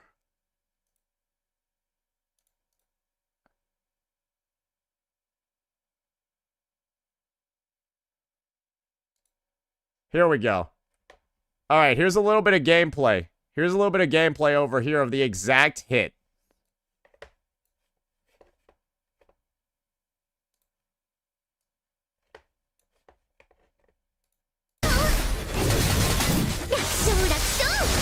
That's what hers looks like. This is what Nanami's slam looks like. She gets like an alternative camera angle, charges up all that lightning, and then slams down like that. That's what Nanami Star Trails looks like. And then this is her ultimate animation.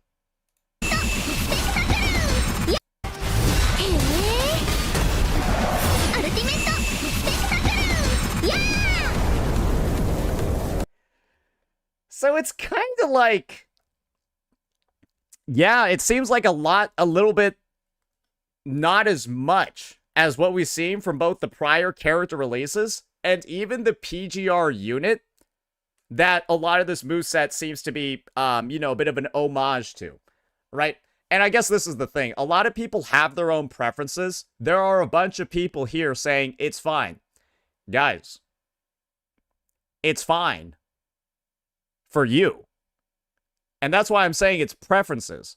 Because I'm not saying that every person in the player base is hating on Chisa and her designs. I said that that is probably the most common thing that about her that's getting critiqued. And so, for some of you, right, her having less flashy animations, her moveset not appearing as complex or as rich as some other units, you're fine with that. Some of you may like it. Some of you may like it. But there are still a lot of players in the player base that see hers as a relative downgrade compared to what we've already gotten in the game.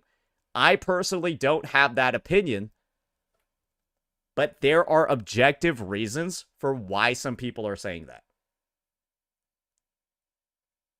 That's really what it is. There are justifiable reasons for why people are having those critiques, and I've shown you all the evidence for it. Is a part of a larger trend of just high-quality character design. It has gotten to the point where I see people saying, I can't skip a goddamn character, and you can see why. This also includes the new 4-star, Booling. The hype for her is massive. I saw some people saying that Bu Ling has better animations in VFX than Chisa. I've heard that said as well. Is a fan favorite and the first new 4-star in a very long time. Her animations alone have people talking. The Naruto hand signs, the railgun coin flip. I mean, look at it side by side. She is literally an anime character. The gameplay quality honestly looks like a 5-star. There is some concern that her kit isn't a negative status user, which feels like a missed opportunity given the new rework, but she isn't out yet, so we will have to wait and see if she is viable in the meta or not. Let's take a look at Bu Ling's animations, because I don't think that's something that we got to see. Unfortunately, this video...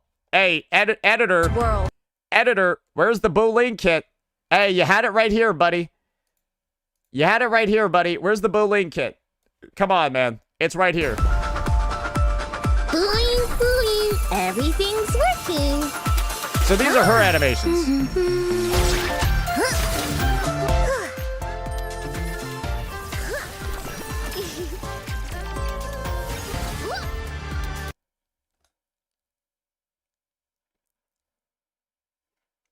I mean, you're telling me this is not good? This is why I'm telling you that people said that Bu Ling has competitive, if not better, animations. And this is the thing, guys. So this is the funny part. This is the funny part. There are already people in the chat saying conclusions that Chisa's better. I've shown you 2 animations.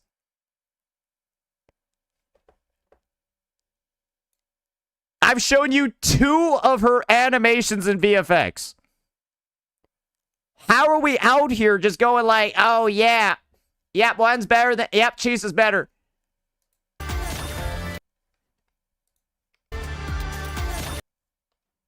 What?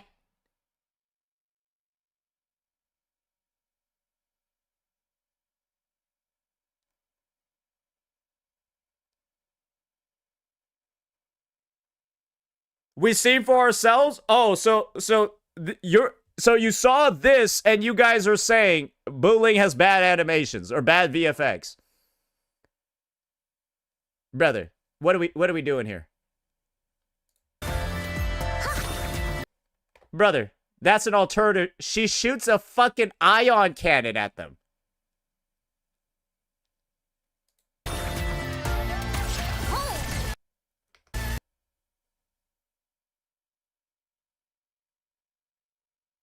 So is it still surprising to hear that some people are saying Bu Ling has better visual effects than Chisa? Is it that surprising that people have that opinion?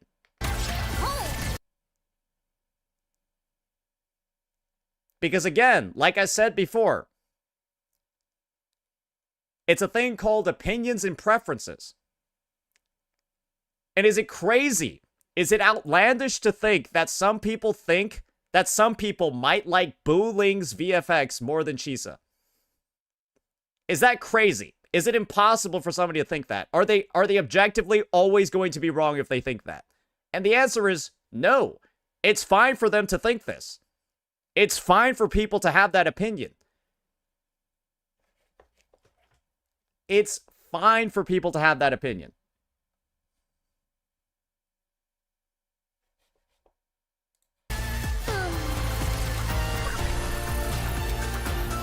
Thunder commands, hell tremble. Shit, let me just see that one more time.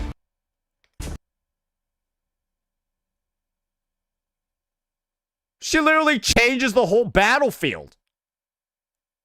Huh? That's what I'm saying. That is an example of what I'm saying. And for people that like the flashier stuff, right? For people that like seeing a lot of particle effects, all of those things, those are some of the individuals that are going to like Boo Ling's VFX more than Chisa's. I'm not saying there's a right or wrong in this scenario, but that's the thing. You can kind of see from the kits, the gameplay, the stuff that I've showed you, it's not like these concerns are coming out of nowhere. It's not like these concerns are legitimately fake. You also have the new region, Honami City, with a strong aesthetic and its new mascot, the Namipon. And to top it all off, a new deluxe skin for Zani. Now, and similarly, like I've said, a lot of you probably think the Zani skin looks like shit. Am I right? A lot of you probably think the Zani skin looks fucking bad. and for Zani. Now, Like, not good, right? top it all off, a new Some people think it doesn't look good, right? Guys, much like how somebody can think that Boo Ling has better graphics than Chisa, people can like and hate this skin. I think this skin is one of the ugliest fucking things they ever added to the game. I think this skin is, like, legitimately one of the worst skins I've ever seen in my fucking life. But I can understand people that do like it. A little bit.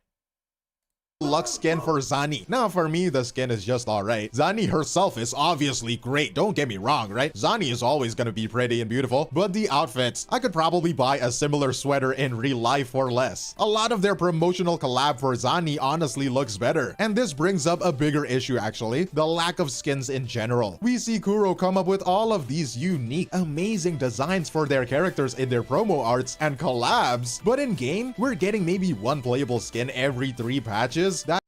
Yeah, and this is, I think, the part that's really gonna, like, sour the deal for a lot of people.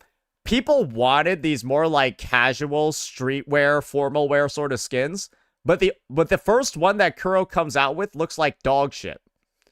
And so I feel like it's not going to sell well because it looks like fucking shit, and then Kuro's gonna be like, oh man, people don't want casual skins. Oh, people don't want, like, skins where people show up in, like, casual clothes and stuff like that because this skin didn't fucking sell well. That's because it looks like fucking shit, dude. People want casual skins, but you made this one look like fucking ass. This is like going ahead, right? This is like people talking about, like, Chuyan. Oh, they must think Chuyan is an ugly piece of shit. They must think this character is an ugly piece of shit because he didn't sell that much or nobody really played his story. That's because he got griefed by the 2.7 patch having no events. And so nobody wants to play his fucking story because they're already disengaged with the game. It's a similar thing that's going to happen over here because I swear to God, I don't think this skin is going to sell that much. It's just fucking... There's so many other approaches that they could have done for a casual wear skin. And this one over here is just like... Ah!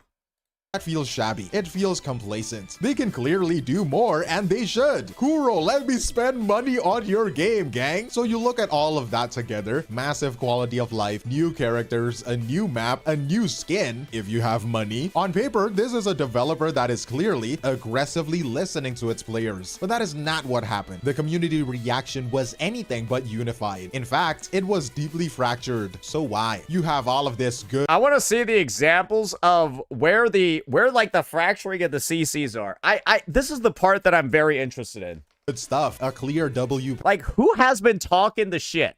patch. Why did the conversation immediately split? It split because of two key things that weren't in the broadcast. This is where the entire discourse pivoted. It stopped being about what was present and became about what was missing. The first and most obvious omission was the 3.0 teaser. I think that one's fair. But the reality is that Kuro can tease 3.0 in whatever way they want. And Kuro didn't tease 2.0 with a live stream. Kuro actually teased 2.0 and all the Renacita characters via, I think it was Twitter first. And then, like, I think it was just Twitter the entire time. Yeah, they showed, like, their weapons or, like, a ornament surrounding them. They, like, showed Brandt's mask. They showed Carlotta's gun. They showed Zani's tie, all of that. And then they dropped the whole drip marketing portraits for every single unit afterwards. Yeah, then we had the dog video and all of that. So they take a different approach for 2.0. They might just do something similar for 3.0. Was this community-wide unspoken agreement that we would get a one more thing moment at the end of the stream. A little glimpse of the next major region. But the stream finished, and then it was just the mascot dancing. I mean, it was cute, but you know, we are getting nothing. You could feel the air go out of the room. A lot of the most invested players, the people who actually watched these streams, well, felt like they were blue-balled. And I think a big part of the blue balling and the unfortunate reaction to not having 3.0 news is that people are just tired of 2.7 being such a bad patch. That's the reality of it. People actually really want to play this game. People want to be excited for this game. But this game, this update has essentially been 40 days of nothing that excites you about the game. 40 days of nothing that gets you looking forward to what this game is going to have in the future. It's been 40 days of, I just finished the 7-hour story quest, and now I'm playing the game for 3 minutes a day for the next 40 days. That was 2.7. And the thing is, players were desperately looking for any reason to keep staying excited. And there's like basically an engagement debt that still needs to be settled. And this is what I mean by an engagement debt. I don't really need to look that much further than this. There's a reason why average viewership of this game fell over 50% in just a month. There's a reason for why this drop is so massive in just a month. The stats don't lie. The engagement doesn't lie either. Views everywhere are down. And the reality of it is this. 2.7 is the worst patch that we've had in the history of the game. That dropped engagement really, really, really low across the entire player base. And one of the things that solves or repays this engagement debt, well, it's a trailer for 3.0 or it's teasers for 3.0, right? You need some moisture to help alleviate the dryness. That's typically how it goes. And while 2.8, I think, is a good patch, 2.7 was unfortunately so bad that even news of a good patch still left a good amount of that debt for some players. Does that make sense? Some people had their debt cleared. Some people had no issue at all moving forward after hearing news about 2.8. Because my big thing was, we had not had a combat event in 120 days. This sucks ass. Now we have one. That was my biggest issue in the past. Not really a concern for me anymore. However, there still might be some people that are like, wow, playing through this update has been the worst experience that I've ever had in Wuthering Waves history. I've never had less fun playing this game. I understand what a gacha is. I understand what like development cycles are like. I know that 3.0 is coming. But there's a lot of individuals that maybe started in 2.4 or they 2.5 or 2.6 or whatever, maybe in 2.3 or 2.2, and they're just like, wow, this has been the worst period this has been the worst period it's ever been in the history of the game. And when you see stats like this, that's only further confirmation of it. And there's a lot of people that fall under this umbrella. So yeah, I call this engagement debt. And I think it's really only something that's going to feel like it's resolved once the 3.0 teasing actually begins. But, and this is the nice part, 2.8 is going to be a shorter patch. It's only going to be 5 weeks. And so those 3.0 teasers will be here a lot sooner than when we're expecting. A lot sooner. This is quite simply a failure of hype management. It doesn't matter how good the 2.8 content is, if you fail to build excitement for the future, the present patch instantly feels like filler, even though it's not, and it just deflates the entire experience. But the 3.0 teaser was only about hype. The second omission was the one that felt personal, because it was about player trust, and this, of course, was the bullying banner. Let's be Wait, nobody cares about this. very clear about the context here, right? Bullying is a fan favorite character, and Is she? more importantly, she is the first new 4-star character the game has had in a very, very long time. This was True. a moment for Kuro to score an easy win, to reward the community. Instead, they put her on the second half rerun banners. I'm not going to lie, that's actually better for 90% of players. Like, I'm talking about this from a meta perspective. If Bu Ling is strong and good, it's better for her to be on the Frolova and Cantarella banner. Because Frolova and Cantarella are when combined, two of the best characters in the game. And so Chisa, on the other hand, has like 3 teams that she's a side grade on. Frolova's the best, one of the best characters in the game for every single game mode. Chisa's a side grade that is slightly better than the baseline option in all of her teams. So, like, from a meta perspective, it's actually better for, like, Bu Ling to be on Frolova's banner, because you will be pulling a better character. In the present, in 2.8, Frolova will be a much better character than Chisa. Like, she's going to be just a better pull for your account. So, I mean, like, that's a similar thing, right? If you have the perspective of, oh, Bu Ling should have been on Chisa's banner, then it's like, okay, what if I don't pull Chisa because she literally has 3 teams on release? And then you could say, oh, you're fucking over all the Bu Ling enjoyers because now they have to pull Chisa and she has no teams on release. That, like, this is the thing. I feel like this is like a moot point because it goes both ways. I feel like it's a moot point because it can easily cut both ways with no effort at all. Because you can make all the same arguments in the other direction. I now have to pull Chisa. I don't want her to get Bu Ling. Versus, I now have to pull Frolova or Cantarella to get her. I don't want them. Unless she's going to be available on both phases, Phase 1 and Phase 2, I think it's a moot point. Not with the new 5-star Chisa. The reaction to this went beyond disappointment. It was anger. That sucks because I already have Frolova and Cantarella. Great. So did you hear the first part where I said, what if you don't want Chisa? Because clearly you don't want Frolova or Cantarella because you already have them. And so that's why I prefaced it with, what if you don't want Chisa and Bu Ling is on the Chisa banner? Then you would have to, if you wanted Bu Ling, pull the character that you don't want. And that's your complaint. To get Bu Ling, you have to pull the character Frolova, Cantarella that you don't want because you already have them. Why you don't want them doesn't matter. It's the fact that you don't want them. And there's going to be people out there that want Bu Ling but don't want Chisa. And if Chisa was on Bu Ling's banner, they could make the same exact complaint that's being made right now in the opposite direction.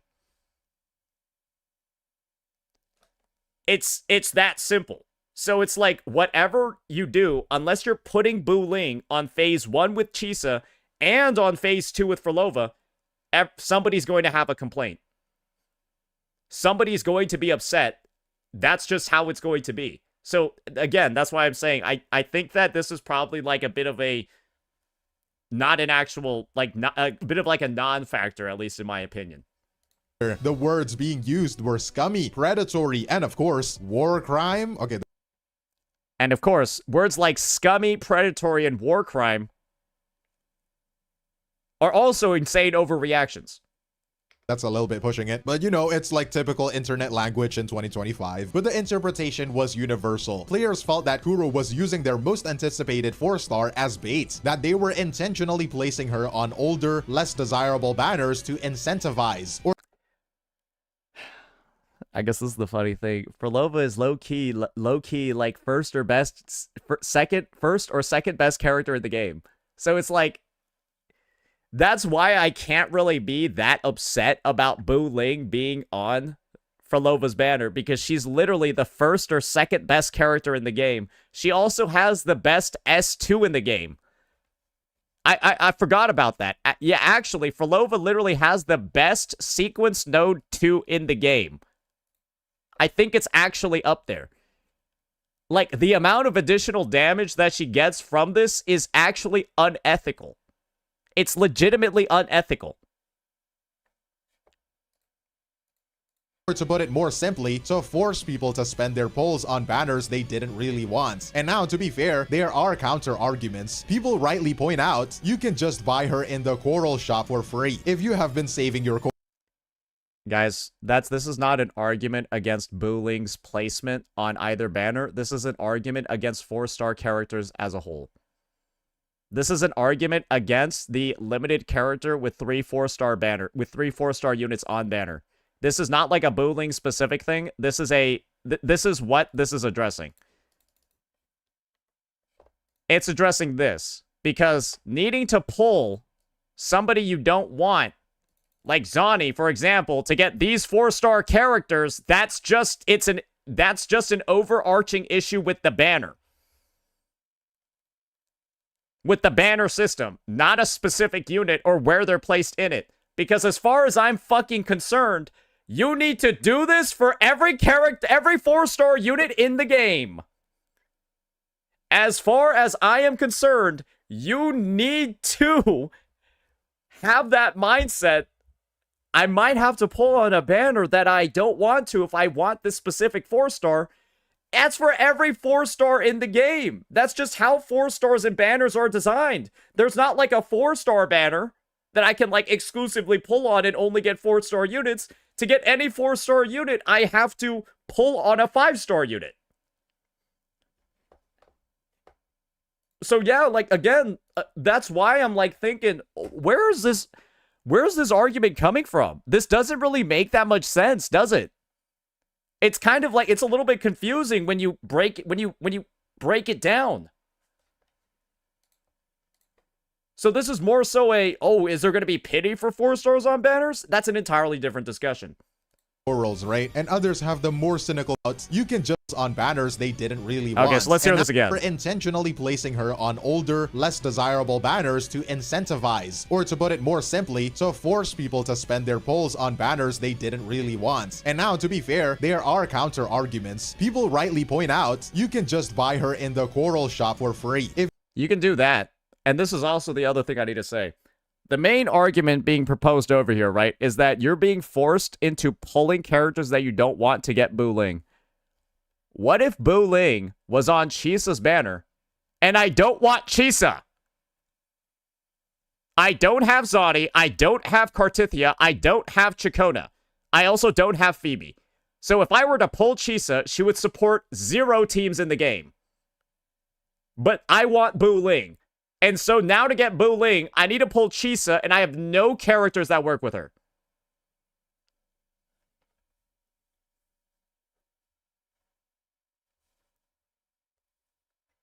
you have been saving your corals, right? And others have the more cynical business take. Business-wise, it makes sense. It incentivizes people pulling on the second half. But that's the thing. Most players aren't shareholders. It just feels bad. It felt like a punishment, not a celebration.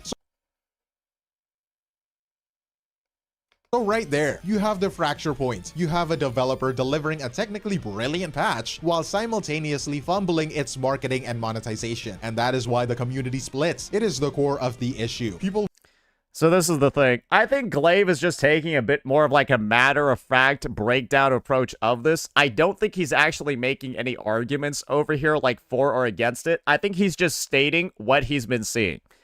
That would be the take I hope on his end. That's what it seems like to me. It doesn't seem like he's pushing for or against anything over here. So perhaps this is simply just more of like a dialogue against the... I'm just gonna be honest. The reasons that were just listed out over here are some of the stupidest reasons I've ever heard to like dislike a patch. One, sure, I can understand the 3.0 teaser thing because there is an engagement debt, like I said before. A massive one that needs to be paid for 2.7. I understand people being upset there's no teaser. Because again, we started over... This was like...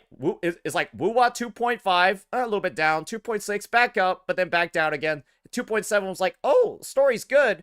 Yeah. We're below sea level right now because there's nothing to do in the game.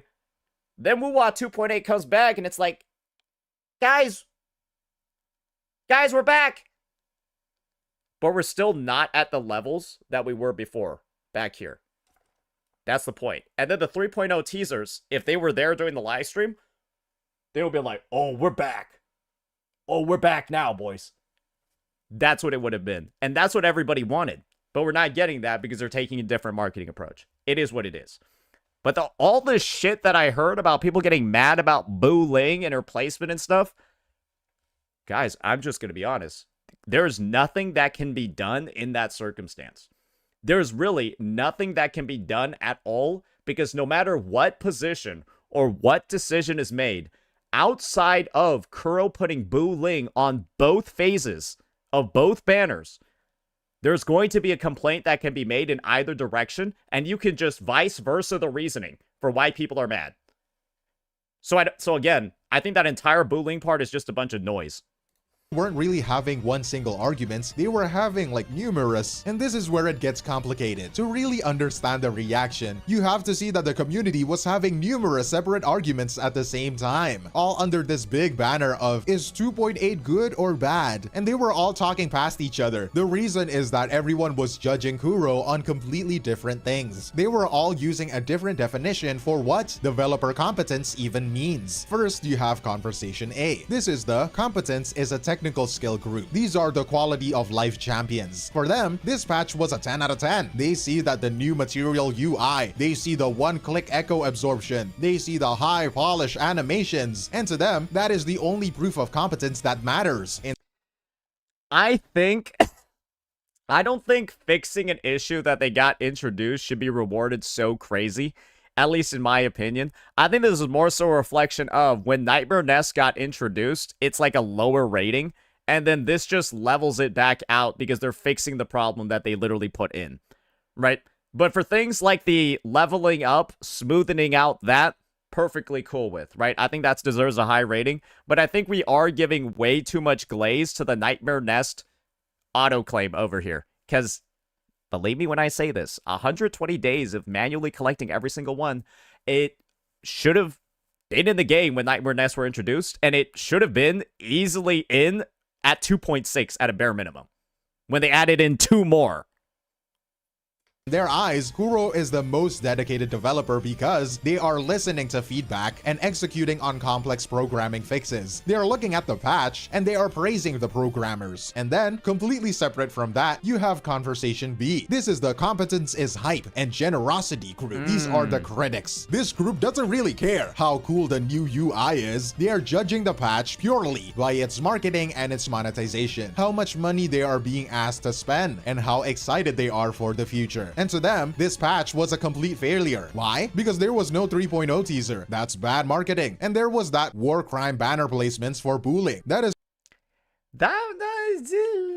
seems like a weak reason to hate the whole patch for me, but maybe that is an explanation. Do you guys think this guy would have rated it a 10 out of 10 if there was a 3.0 teaser? Maybe he would have said it's the best shit ever. If there was a 3.0 teaser in there. Nah, he hates Wuthering Waves now? Oh, he just hates it? Oh, okay. Fair enough. Scummy monetization. So while the first group is praising the programmers, the second group is criticizing the business and marketing teams. They are not even in the same conversation. And then you have the third group, Conversation C. This is the competence is content balance. These are the analysts, the content creators, the long-term players, the people looking at the overall health of argument the game. 3. This Okay, group let's is hear the it. most nuanced. They are looking at the shades of gray. They are happy that the combat events are back. They have been asking for that. Bro's glazing himself, though. But they're also worried. They are concerned that Kuro is just lurching from one extreme to the other. They went from all casual events in the last patch, which All casual events in the last 3 patches. Let's get our information straight over here, Mr. Kyo. It's not just 2.7 that had the Giga casual Finanza. It's the last 3 patches. everyone called dry. So all combat events in this one, because everyone was starved, I guess. They are worried that Kuro still hasn't found a stable identity for the game. So this group isn't focused on the programmers or the business team. They are critiquing the game director. They are asking, what is the long-term plan? But let's focus on that idea for a moment, because it is probably the most important signal in all of this for the game's future. If you remember, the context for this is that the last few patches were heavily criticized. The main complaint you saw everywhere was that they were dry. They were full of, let's just say, goofy casual events. I mean, the photo taking was nice, right? But there's a lot of... But it is a goofy casual event. The photo taking is undeniably a great resource for gooners everywhere. But it is, at its core, 1,000,000% a goofy casual event. Like, that is the definition of it. mini games, things that didn't involve combat. It's just a goofy casual event that was actually done somewhat well. Things that didn't use the characters you spent all this time building. So the core combat community felt completely ignored. They were, as many people put it, starved for something to actually do. So what happened? Kuro heard this, they heard it loud and clear, and in 2.8 they responded. We are getting a new boss for the hologram gauntlet and 2 new events that are focused on combat. The combat players are finally getting fed. And speaking of that new boss, the false sovereign, people are already saying it's going to be a pain in the ass, but what is really interesting is that it is Havoc resistant boss. The new 5-star Chisa is a Havoc unit, and honestly, I see this as kind of a positive. The false sovereign is electro resistant, I do believe, Glaive. It is that's a bit of a misplay on your end. It is electro resistant.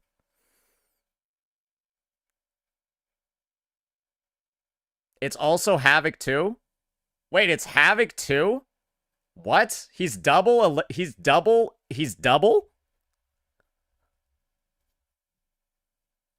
What? Okay, I guess we're both technically right though. Yeah, no, I just completed his definition then. Hey, it is what it is, brother. It is what it is. And we take those. It is a quiet sign that Kuro isn't just designing content that you can only beat by pulling the newest, shiniest character. It is a good thing for the game's health. But this brings us back to the reaction. As some creators pointed out, when a community is that starved for content, they will praise any combat event you give them. It could be a chocolate-shaped poo, and a lot of players will still be happy just because it's something. This isn't a very healthy state for a game to be in. It means, Well, to make this argument over here, Glaive, the combat events would need to be dog shit. Yeah, that's the unfortunate thing, is that this is a bit of a premature point to make, because the take basically is, there's been so few of them that any feedback is going to be positive, because it's been so long since the last one. What if the event is actually good? Then is the feedback for it just because they're starved, or is the feedback for it because it's actually good? That's the unfortunate part about that reasoning. It only makes sense if you're taking the most pessimistic view possible on it and you're automatically writing off the event as bad. That is the only case where that argument actually works. But unfortunately, you can't make that when the update isn't out yet. means the developer is getting applause just for meeting the bare minimum, not for actual innovation. St. Tontes had the perfect analogy for this. He called it the burger metaphor. He said Kuro's restaurant, the game, was getting complaints that they didn't have enough chicken sandwiches, which are the combat events. So in response, they took 90% of the burgers, the casual events, off the menu. They listened, but they overcorrected. They just swung the pendulum all the way to the other extreme. And that is the signal. It shows the developer is highly reactive. They listen. That's what happened. There's a reason why there's not a single casual event in 2.8. There's 2 combat events, a login, and then not really much else. And that's also why I said, and I've been saying numerous times, this goofy photo event that's actually somewhat fun, you don't really use your own characters, you can still have a good time in it, was the perfect event to have to supplement the rest of 2.8. You take this event, you supplement 2.8 with it, and I think 2.8 is legitimately like an 8 or 9 out of 10 as a patch. Because I think it has something for everybody at that point, and it should be widely considered as like a patch that most people, a majority of people, will think very fondly about. And it would have like made a demon lineup when compared to other patches. That's like the point. I think it also could have been a 6-week patch with this event in 2.8, and then 2.7 should have just been the throwaway. A 5-weeker with this event schedule, just make it the throwaway and then like move on. Wipe your hands of it. But I mean, that's a whole nother bag of worms. But 2.7 being this long and then the next patch being the shorter one does also feel a little bit strange as well. Because if anything, people will say that 2.8's content looks a lot better than 2.7's. From like a outside of the story point of view, most people would say 2.7's look or 2.8 looks a lot better. I think most people would have preferred a 2.7 was shorter and 2.8 was a longer patch. And they respond, which is good, but they don't seem to be proactive. They should be planning ahead, not just reacting to the last complaint. It shows that they're still struggling to find a stable, balanced patch cycle, a way to serve both of their audiences, the combat-focused and the casual players at the same time. I guess it more so calls into perspective just what the fuck were these guys doing during 2.5, 2.6, and 2.7? That's more so the question, is that they were surely not developing the 2.8 Honami City Stranger Things event. It surely did not take them 120 days to develop this. And so the question is that why did everything like this, why did we have a 120-day drought between Banners Never Fall and something like this? That's more so the question. And when you compile that with additions to the game like Phantasma Dreamland, Title Defense Simulator, and Lament Recon Solaris Soldier, these minigames didn't pop out of nowhere. Solon did not shit these out and then put them onto the servers. Somebody had to spend money to hire a team to develop these dog shit minigames that fucking suck, that are genuinely extremely unenjoyable from a lot of different angles. It begs the question of, why were the resources split in this way to divert attention from another event like this? Guys, do I need to remind you about something? We are finished up in the region of gladiator arenas, gladiatorial fights. And once again, I need to remind you guys that they created this entire fucking dynamic arena in Septimont with breakable terrain. They have had co-op fights in the story where you fight alongside teammates and echoes, and we have not gotten a single combat event in this entire arena. Yes, ladies and gentlemen, you remember this walk up the stairs right before a fight? Remember the hype? The crowd's cheering, all of that. You're ready to go. You're about to see who your opponent is. Oh, let's tussle, motherfucker. Oh, wait. You only did this in the story. Oh, wait. You only did this in the story. how was there not like a tournament in Septimont, like a mini Aegon or something like that, and then you invited everybody from Renacida, from Jinzhou, from the Black Shores, and then they all participate with like an Echo or something and then go fight. Instead of making that type of event, guys, you got this. You got this. This. And this. Which one builds the lore of the game? Which one builds the lore of Septimont? Which one gets people more engaged with what's going on in the world? Title Defense Simulator, where you go into a bunch of fucking random scenario spheres and go jerk off with a literal Kurobot companion that like builds and shit and shoots little lasers. Would you prefer that, or something that builds the lore of Septimont, gets you more and more engaged with all the different factions, brings back older units for a fun little storyline to go on vacation? Which one do you think would enrich the lore of the game more and be a more, like, holistically better add to the game? The one that builds upon the existing backbone or just introduces a completely different tangent on the game, has very, very, very little, like, actual character buildup, or is completely considered a complete waste of time because it doesn't do any of those. Because that's what Phantasma Dreamland did. It did nothing. Brother, she looks like she's in a fucking cartoon children's book. And like, me before and after completing this event, this changes nothing. This literally changes nothing.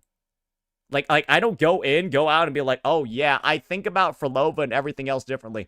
There's just like not even like a little bit of like relevancy at all. It's just her like growing a bunch of fucking animals and like puppets and shit. That's all it is. And the amount of lost potential that I still see in here is just like, it really begs the question of, what the fuck did they do after 2.4? Was there somebody like in Kuro intentionally trying to sabotage the game outside of its story? Because like, how the fuck? Just, bro, I'm like here and the graphics look fucking amazing. I feel like I'm in Night City. Imagine a fight with like the rain pouring down like this. Imagine like fighting in, oh my gosh, this actually looks fucking amazing. Imagine fighting in this.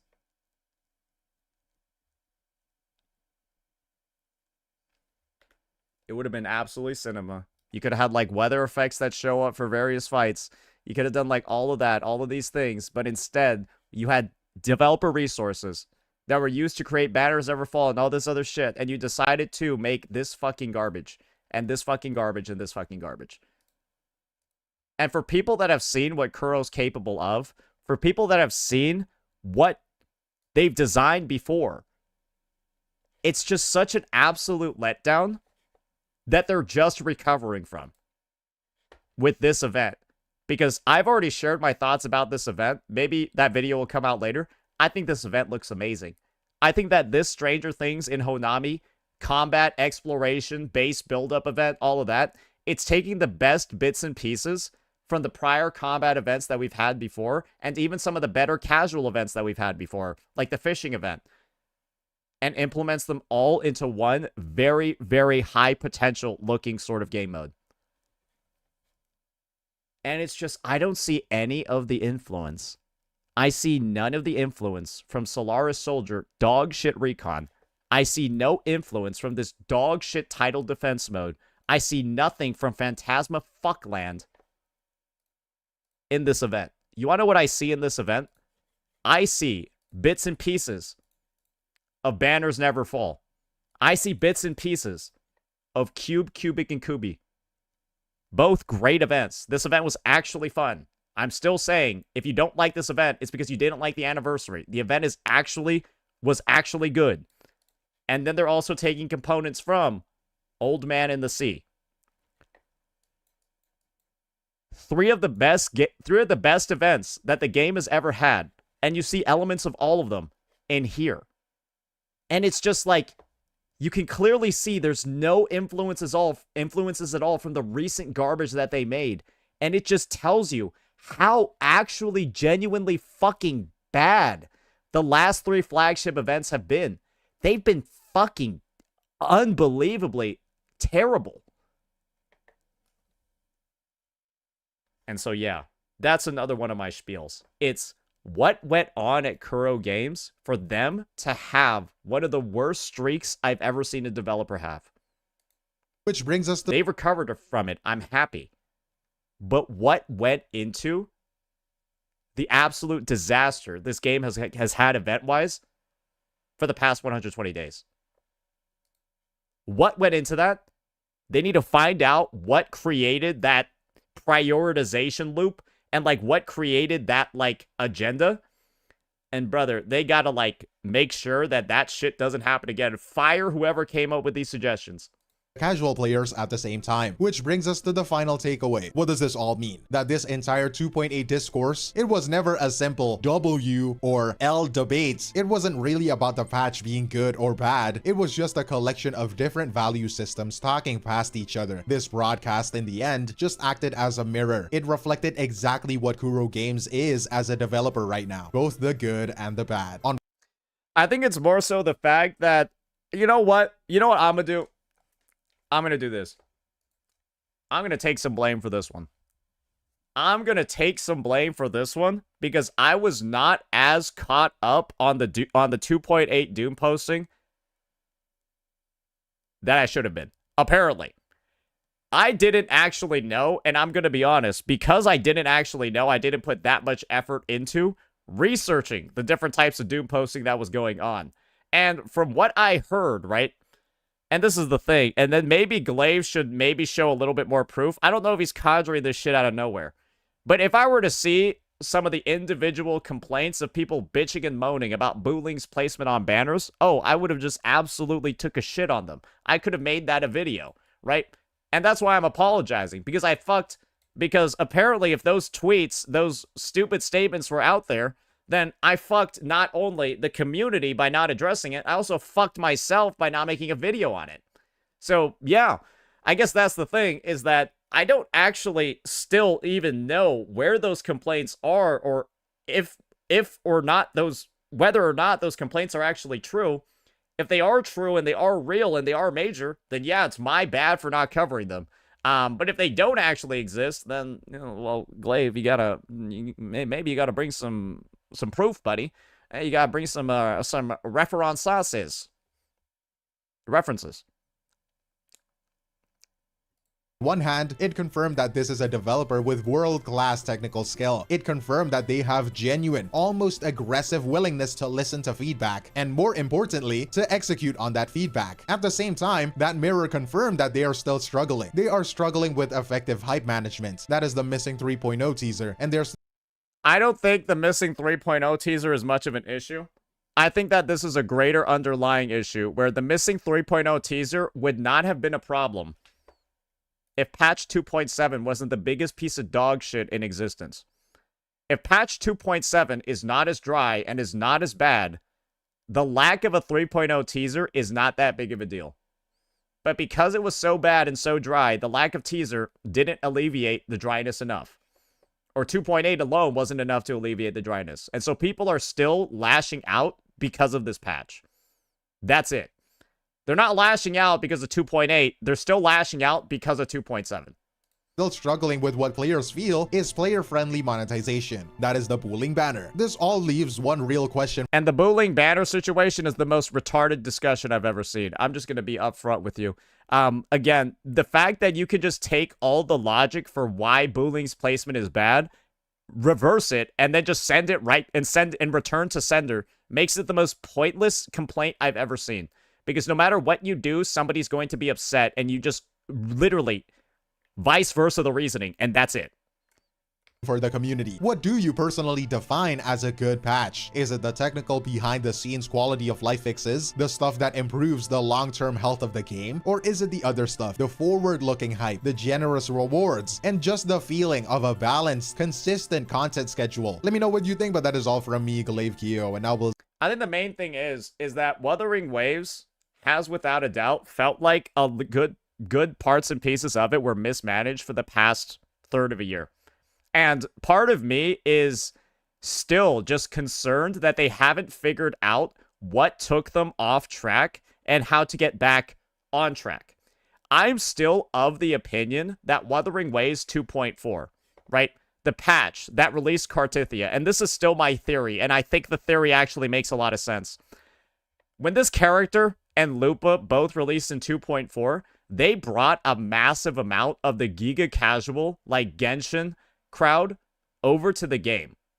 And they all put in the feedback that the events took too long because they're used to Mickey Mouse shit in all of the other games that they play.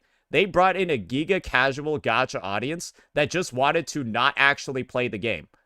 And they got a fuck ton of feedback because 2.4 was one of the most highly played patches in the history of the game. And once again, all you need to fucking do is just look at the proof that I provided you over here. This is Wuthering Waves 2.4. That's the viewership. That's the playtime. 90K peak viewers, by the way, guys. 90K peak viewers. Peak streams. 1,116 peak streams. Jeff Keighley, the Game Awards guy, advertised Cartithia's kit, leaked it for us. It was one of the most highly played patches in the history of the game. And it brought in a Giga casual crowd that gave some of the most dog shit feedback because they weren't actually people that were going to play the game for longer than like 30 days. These guys came in, played for the month that they were going to play. That's just how it is. A lot of people, they come in, play for a month, spend some money, and they quit. They did that. Put in the feedback that they're quitting or they don't want to play as much because they were going to quit anyways, but they said it was because the events were too hard, too much combat. I want more casual stuff. And then Kuro saw that and then started expediting development of the most casual minigames possible. Then all those players left, but they left because they were just there for the hype of 2.4. And everybody that stayed with the game, instead of getting good events, instead got all of this shit, which is the byproduct of 2.4's feedback from Giga casual players. We got left with this, while everyone that was there for the hype just isn't playing the game anymore. And the end result is that 2.8 might be the first patch that they've had that was like untainted by that previous feedback from 2.4. Because there's a reason why the player counts of this game right now are at the lowest that they've ever been. And that's what I think would happen. And so, hopefully the path forward, I think Kuro's only getting feedback from actual players of the game, actual dedicated individuals that want to see it become better. That's the only feedback that they're getting right now because those are the only types of people that are currently playing the game right now. Because there's so little content to do. And I think that they should recover from this one pretty okay. But they need to have some measures in place. Because one thing I can guarantee is that 3.0 is probably going to be a bombshell patch. That's going to have a lot of features. And is going to bring back that Giga casual crowd. But these are the same people, once again, that are going to go in, ask for a bunch of features that would make it better for them, but then they don't return. And so all those features that made it better for them are now making the game worse for everybody else. The people that are actually staying, the actual committed players. And that's the unfortunate part. They've got to figure out how to filter, isolate, actually know that feedback. I hope there are questions on the next survey that ask us, how long have you been playing the game? How often do you play the game? Stuff like that. So they can actually, like, see, oh, is this some fucking 7-day Andy who's going to quit the game in 3 days, giving us feedback? Maybe we just don't listen to that. Maybe we just don't listen to that. Or they find a way to see, what's their UL level? When was their account made? What's their UID? All of that shit, right? And go figure it out from there. But yeah, that would be my explanation for it. That's why I'm still a little bit skeptical about the path forward. But I'm going to give them another patch, see how 3.0 is, obviously, and I think we'll know whether or not we're in good form. but I genuinely don't think we'll fully see whether or not this issue with the events and the design and the future is resolved until probably like 3.1 or 3.2. Because we know that there's a lead up time when it comes to development, and I just pray that they're listening to the right feedback and not the shit that they got from 2.4. So yeah, that'll be it for this one, ladies and gentlemen. I know, a bit of a long react, but it is what it is. Let me know what you all thought about this one. Peace out. Okay. Alrighty. So, that's that one. Now, we're gonna get onto, and this is also the thing. I don't really feel that bad about skipping a little bit of where wins meet today, because I don't even think the level cap unlocks today. Yeah, it doesn't, right? The level cap doesn't even unlock until tomorrow, right?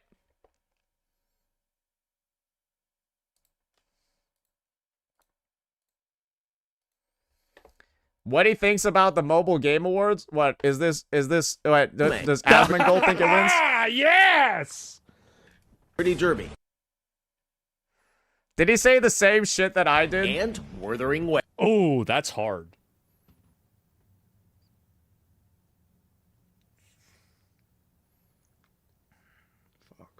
That Uma Musume ain't really like a game, but it might just win because it has the hype and the aura and the I would vote and for the player Wuthering base. Waves.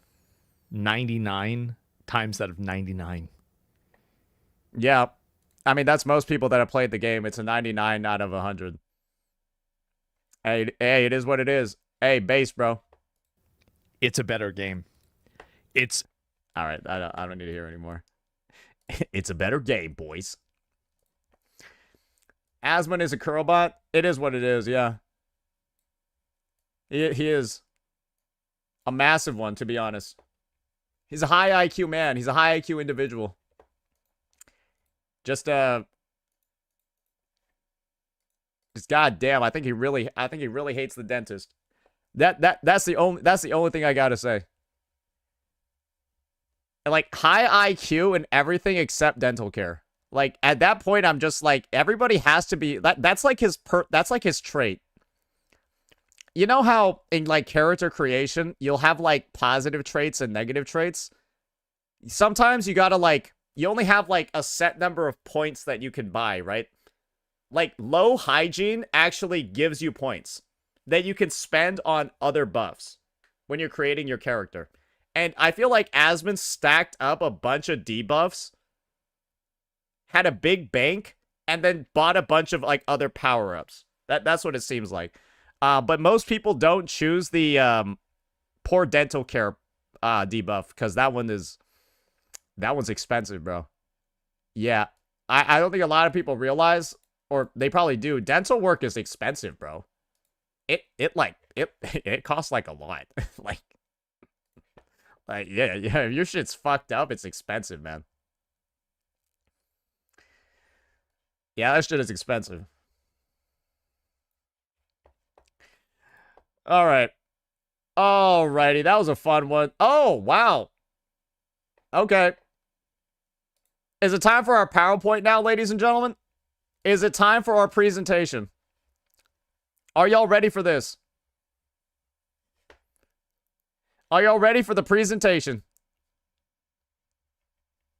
Smacks vid? I'm not gonna lie. I don't really care about Black Beacon. Let's just say this. Black Beacon is now effectively a content dead end. Well, because it EOS. So I think the last video that anyone could ever make on the matter is the game EOS. I don't think there's anything else after it. So yeah, I guess it's just like, well, I'll probably reference it in future vids, but I'm probably not going to. I don't really feel the need. I also am somebody that didn't really engage with it that much because I couldn't fucking play it. I think Gacha Smack actually played the game for like a while. I played it for like a day. I played it for like a day because I was like, brother, I can't dodge with my right click and attack with my left click. I'm not physically capable of doing that. I don't want to play the game. That was pretty much it. The controls were too janky. There was no way to fix them. And I was not having a good time. So, yeah, that's actually what led to me quitting. All right. Give me 1 second. I'm going to go take a piss. And then, because, yeah, it's been fucking 3 hours. It's been 3 hours without one. This might be the new world record, but I did actually start midday. I'm going to go take a piss, and then we'll come back, and then we'll see. Is Chisa truly the new shorekeeper? Is she truly the new shorekeeper? Nobody really knows. Music? Nah, I'm good. Nah, I'm good. Too much work.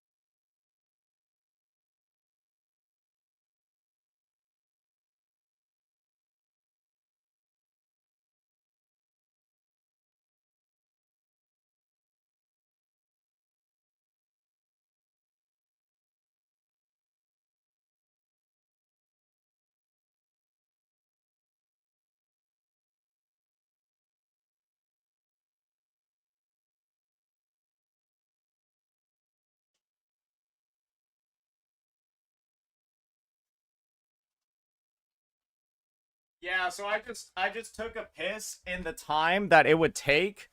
I just took a piss in the time that it would take to like think of and look up a song. So yeah, that's just the sacrifice that I decided to make. It's probably one that actually makes a lot of sense. Yeah. Yeah. Took a bit of a hit there for sure. All right. Let's get this one started. Let's get this video over here started.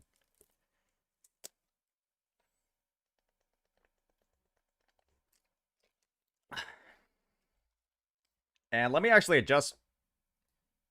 Is Chisa the new shorekeeper? Boom. Okay, there we go. Alrighty, ladies and gentlemen, it's pretty clear by now, with all of the news that's come out for a new character arriving in Wuthering Waves 2.8, that we might have one of the most general supports ever joining the roster. And of course, the comparison that a lot of people are going to make for Chisa is whether or not she's as high value as Shorekeeper.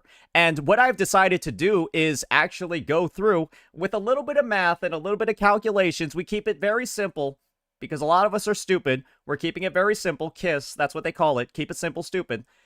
We'll be using that to help guide us through the discussion today. Is Chisa the new Shorekeeper? So without further ado, let me just make sure that I have some of my appropriate materials over here. Okay, we got Chisa's kit ready to go. And we've also got, and this is going to be something new to some people over here, or really, this should be new to everybody because I think this is the first time I've done it.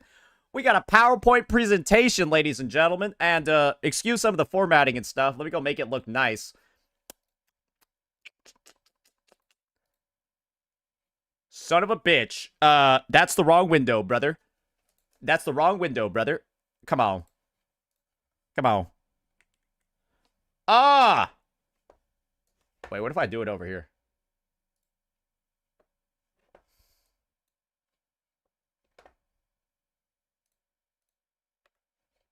Give me a minute.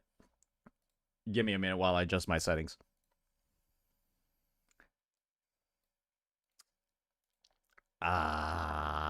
View. Slideshow. These motherfuckers.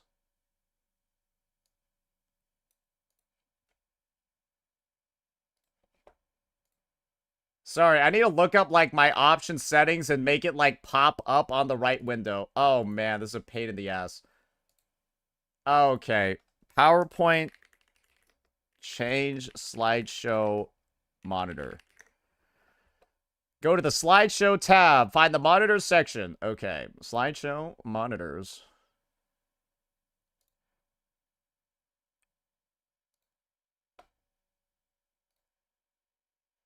Fantastic. Awesome. Amazing. Great, guys. Great.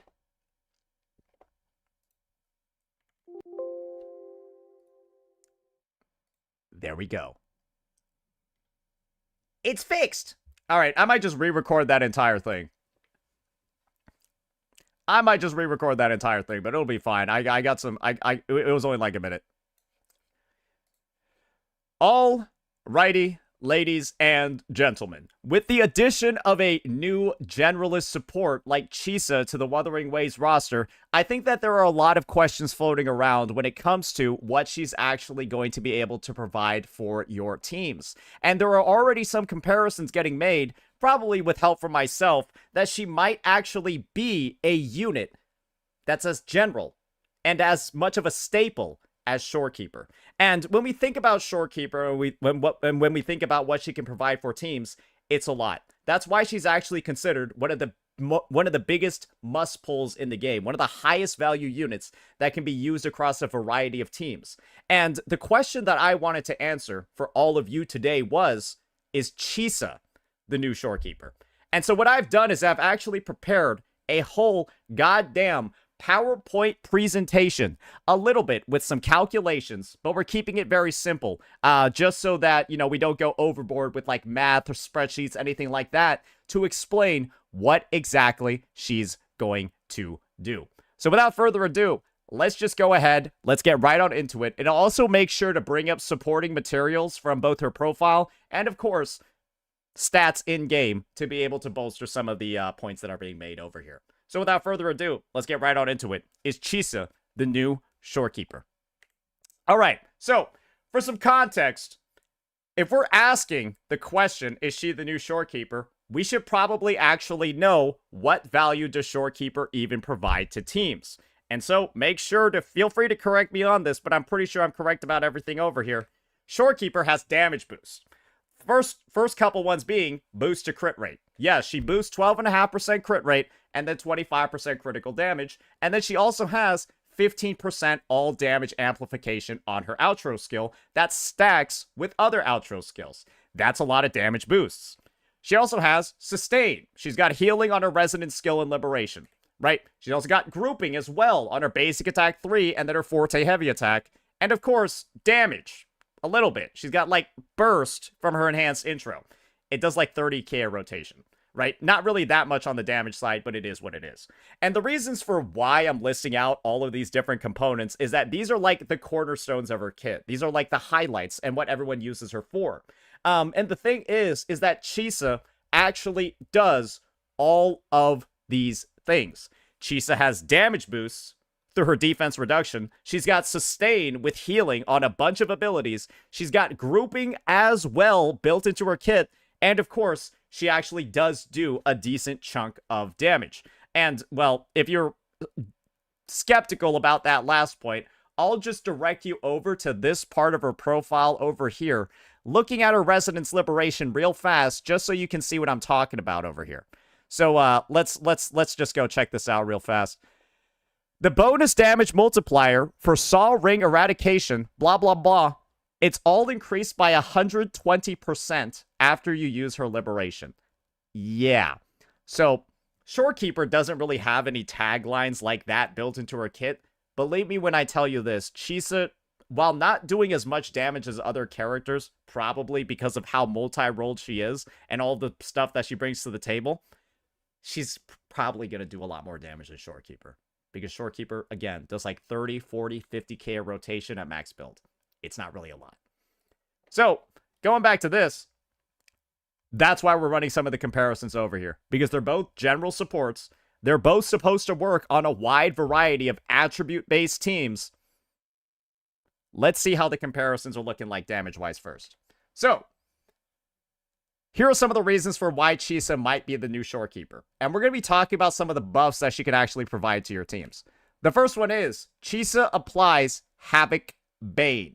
That is a 2% defense reduction per stack of Havoc Bane. She applies it automatically with her kit. You don't really have to do that much work to trigger it and build up all the stacks on enemies once you do things like use her skill or kill somebody on field with a teammate of hers. That'll actually like cause the Havoc Bane to spread to other targets.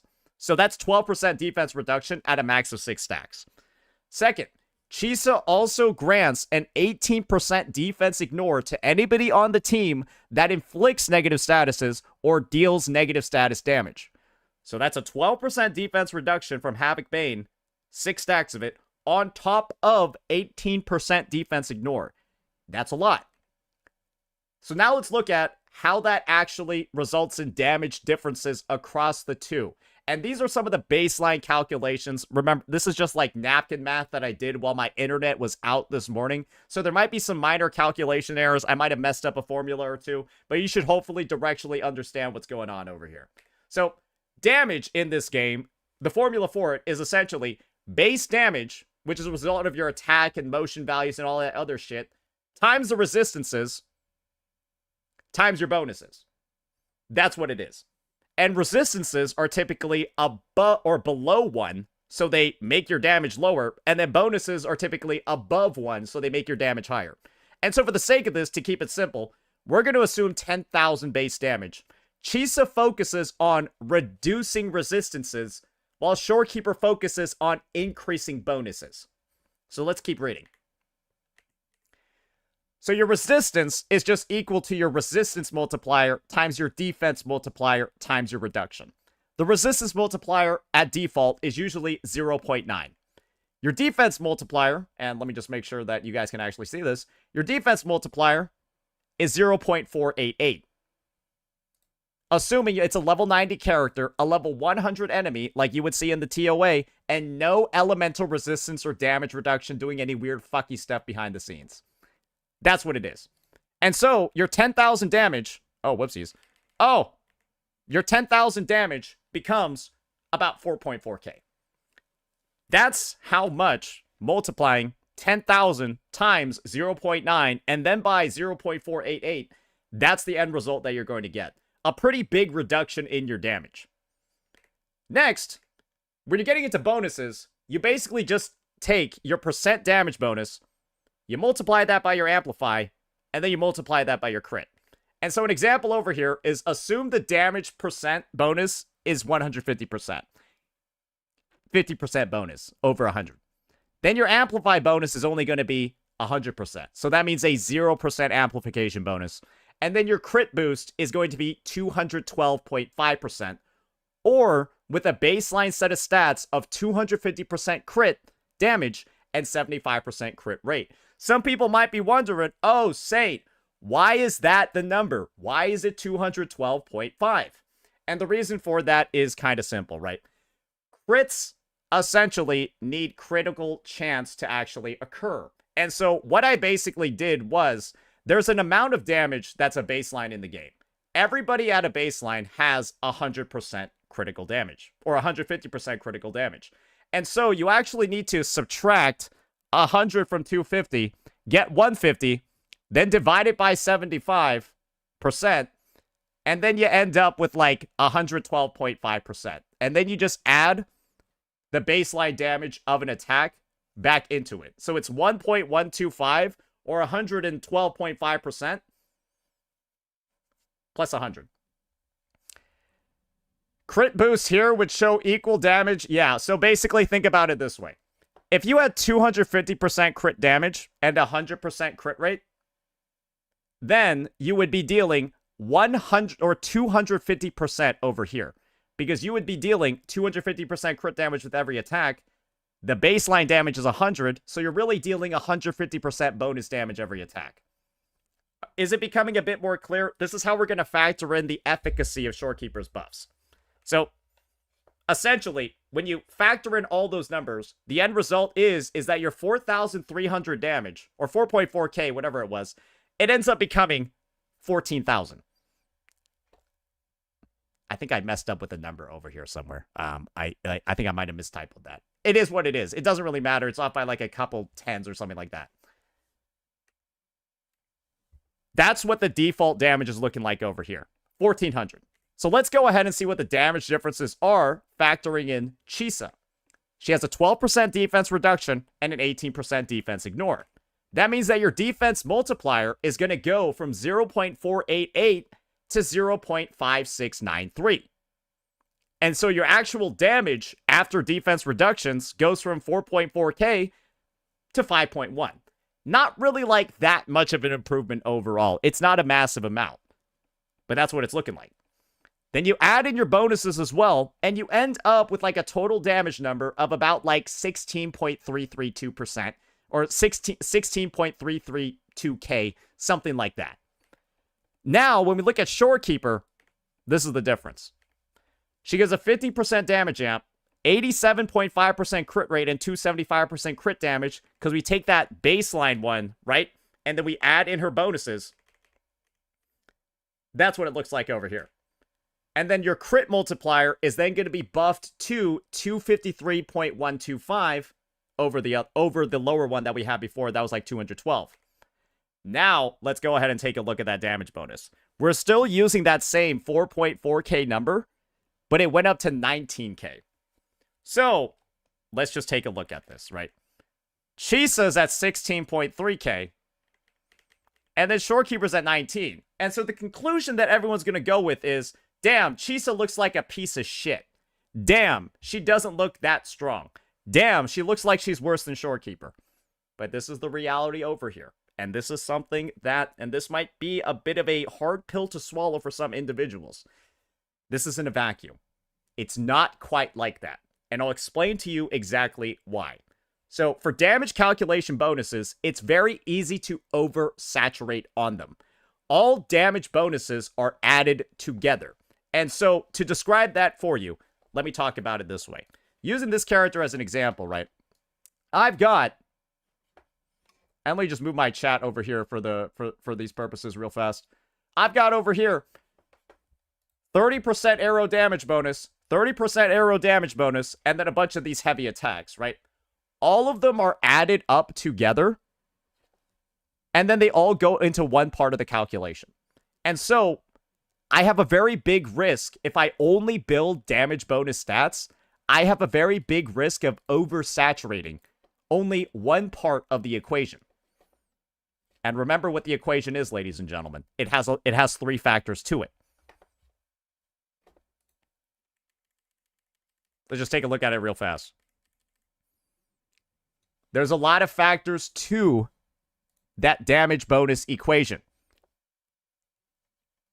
For damage bonus and amplify, everything gets added up and goes into it. Crit is one of the only ones where just having more crit is one of the biggest boosts you can have overall to your damage. That's why people prioritize it so much. It's really, really good. And you're probably seeing why. And so you end up with diminishing returns over time if you add up too much of one type of bonus. Let me show you an example of one team where Shorekeeper's amplification does close to nothing. It'll be pretty easy to find it over here. Let's just do a bit of a breakdown. We all know that Shorekeeper gives, at a baseline, 15% all damage amplification, right? Oh, and now I gotta move this shit back over here because we're in the skill menu. Fuck. All right. We all know at a baseline, Shorekeeper gives 15% damage amp. For a lot of teams, this is actually a lot. This is a big damage bonus. It helps out a lot for the final ending damage. But the unfortunate part about Shorekeeper's buff is that there are some characters that already have a fuck ton of damage amplification already in their kit. For example, let me just show you a heavy attack, Starflash. This is Phoebe's base damage on her heavy attack, her Forte enhanced one. As you can see, that's like 240% at level 10. That's fucking terrible. It deals no damage at all. But when Phoebe's in absolution state, this skill gains 256% damage amp. Are you guys seeing what's going on over here? The base damage of the ability is dog shit, and this ability mostly gets boosted by her own personal damage amplification of 256%. And when you put Shorekeeper on the team, her Shorekeeper's 15% damage amp isn't working off of this. It's working off of this. She's amplifying This dog shit 240% motion value attack, she's giving 15% to it. That's not really that good, is it? That's not really that strong. Compared to, well, what if we gave Phoebe some attack? Wouldn't that make the end result of the motion value calculation a lot stronger? Because, well, the base damage is just your attack times your motion value. And so attack actually ends up looking a little bit more appealing as an investment for a Phoebe than, say, damage amp, because you're already giga oversaturated in damage amp over here. And so more isn't going to help you. However, where Shorekeeper shines with this team is the fact that she provides crit. Because like I said before, ladies and gentlemen, and I'll just pull this up on the screen real fast so you all can see. Crit is separate from amplify. Crit is separate from the amplification that's giga oversaturated over here. It is separate in the damage calculation. So that's why Shorekeeper actually ends up being a pretty decent teammate for Phoebe. Not because of the amp, but only because of the crit. And so when you have Zani as well, she's got a similar situation, where Zani gets 50% Spectral Frazzle damage amp built into her weapon, 30% from Phoebe, who adds even more amp, so now you're at 80% Spectral Frazzle amp, and then you have Zani come in after Phoebe outro skills, and that gives 100% amp. So Zani effectively has 180% Spectral Frazzle damage amplification, and all of her attacks in Blaze form deal Spectral Frazzle damage. And I swear to God, she even has like another one. Yeah, she even got the Enhanced Resonance skill. Yeah, I think that one also gives her even more amp. Wait, let me see over here. Yeah, I think that gives her like even a little bit more amp on top. Yeah, there we go. 20%. So she actually got like 200% Spectral Frazzle damage amp. And all of her damage is Spectral Frazzle damage. So Shorekeeper is taking Zani from 200 to 250%. And remember, guys. Remember, the motion value on Zani's attacks aren't necessarily large. They're all, however, they become a lot larger because of the 200% amp that she has built into her kit. With the help of Phoebe. And so Shorekeeper's 15%, it's working off of these numbers, not the end result of all of the different sources of amplification that she has available. So the end result, guys, is that there's a lot of very oversaturated teams that don't actually need a lot of the stats that are being provided by Shorekeeper. And that's why defense reduction is so much more important for those lineups. That's why defense reduction can actually play a bigger role in those teams. Because once again, guys, when we're looking at what the damage formula actually is in this game, take a look at this. It's your base damage times your resistances and times your bonuses. Think of your Zani and Phoebes as characters that have a fuck ton of built-in bonuses, but none of the built-in resistance reduction. And so the lower they can reduce their resistance, the more bonuses you'll actually get from dealing the damage. So it's another way to make those other bonuses feel stronger. Because you're reducing how much your damage gets reduced by this resistance piece. Is that a bit more clear now? Are the differences between these two characters becoming a bit more apparent? They're hitting different sides of the damage formula. But the fact that Chisa is one of the only like 2 or 3 characters in the game that reduces defense on their own, that's what makes her super unique. Because she has a very rare stat that is very hard to access on the roster. I do believe that defense ignore and defense reduction is only available on either 5-star weapons or like 2 or 3 kits in the game. Zani's weapon is an example of one that reduces defense. Similarly, does Chuyon have it? Nah, he doesn't. You know, and Augusta's weapons, right? They're also ones that ignore defense. And Carlotta's kit, I think, is one of the only ones that, like, has defense ignore. Yeah, Carlotta has deconstruction in her kit, and that allows her to ignore 18% defense. So that's like, there's like 2 characters in the game that have this mechanic. Like 2 or 3 of them.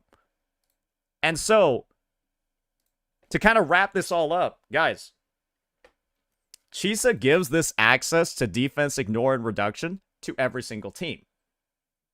Defense ignore or defense reduction to every team, defense ignore only to the negative status teams. That's the answer to the question over here. Is Shorekeeper stronger? Somebody keep in mind. Chisa also has quite a few more bonuses as well. She'll deal more damage than Shorekeeper. That's probably something that's going to happen. We all know that Shorekeeper deals absolutely nothing outside of her enhanced intro skill, and that doesn't even do that much even at full build. It's like 45k in a rotation. If Chisa doesn't deal more than 45k damage in a rotation, we are fucking cooked, because that is no damage at all. Her outro skill is also going to increase the stack limit on negative statuses by 3. And this is a realization I think a lot of people haven't made yet. Negative statuses actually deal damage. And I'll show you just how much damage they can actually deal. Because I'm not going to lie, guys, it's kind of a lot. And it can actually be a decent chunk of damage as you go throughout your TOA clear. So let's just see an example of how much something will tick.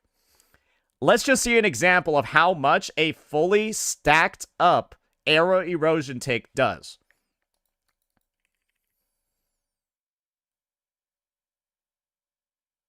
And for this change over here, we're just going to put in, I think on this floor, let's just get Arrow Rover, get their outro skill and everything set up, and then put in a Cartithia, because I don't want to buff the arrow of the team too much.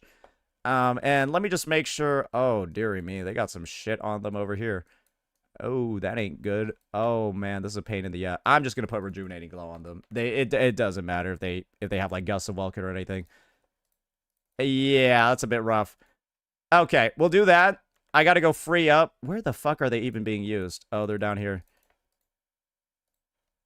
And we'll just see how much a tick of this actually does. Let's just see it. It's gonna be a 6-stack arrow erosion tick.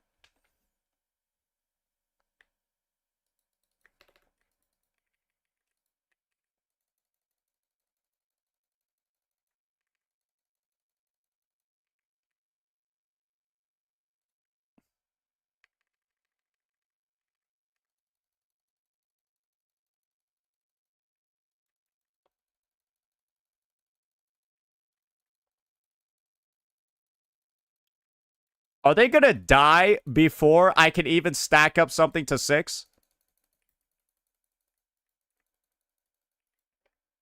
We might need a tankier enemy. Editor, feel free to cut forward until we find one. We need somebody tankier.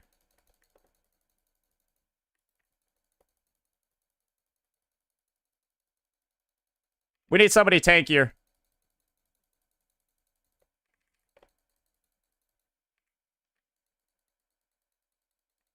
Here we go. We should be able to get it here. All right, we're at 6 stacks. 10k. 10k again. Remember how I said Shorekeeper's Liberation deals like 40k damage a rotation? This is dealing 10k every 2 seconds at max stacks. Like 10k every 2 seconds. And as you can see, at 3 stacks, it dealt 4.2k. So the higher the amount of stacks go for some of these debuffs, the more damage they actually start dealing. And that's the thing. These debuffs actually deal a meaningful amount of damage. And there's another piece that I didn't show because I intentionally didn't want to show it. Negative status teams amplify their debuff damage all the time. All I need to do is show you the outro skills of Chacona and Phoebe. That's it. That's all you need to see. Arrow damage Arrow erosion damage dealt to targets near the active resonator is amplified by 100%. So those 10k ticks that I just showed you guys, those 10k ticks, they now become 20-something. If you have Chakota on the team and she used this outro skill buff. And then for Phoebe, well, guess what? She's got 100% spectral frazzle damage amplification as well. Well, if you decide to use her confession mode. So maybe confession mode Phoebe will have a bigger use case in the future beside being Zani's slave. Because that's what confession mode Phoebe currently is. She is literally the Zani side bumper car on her motorcycle. That is her role. And so now there's potential for her to be an actual damage over time damage dealer in the future. That's something that she's now capable of. And that's pretty cool.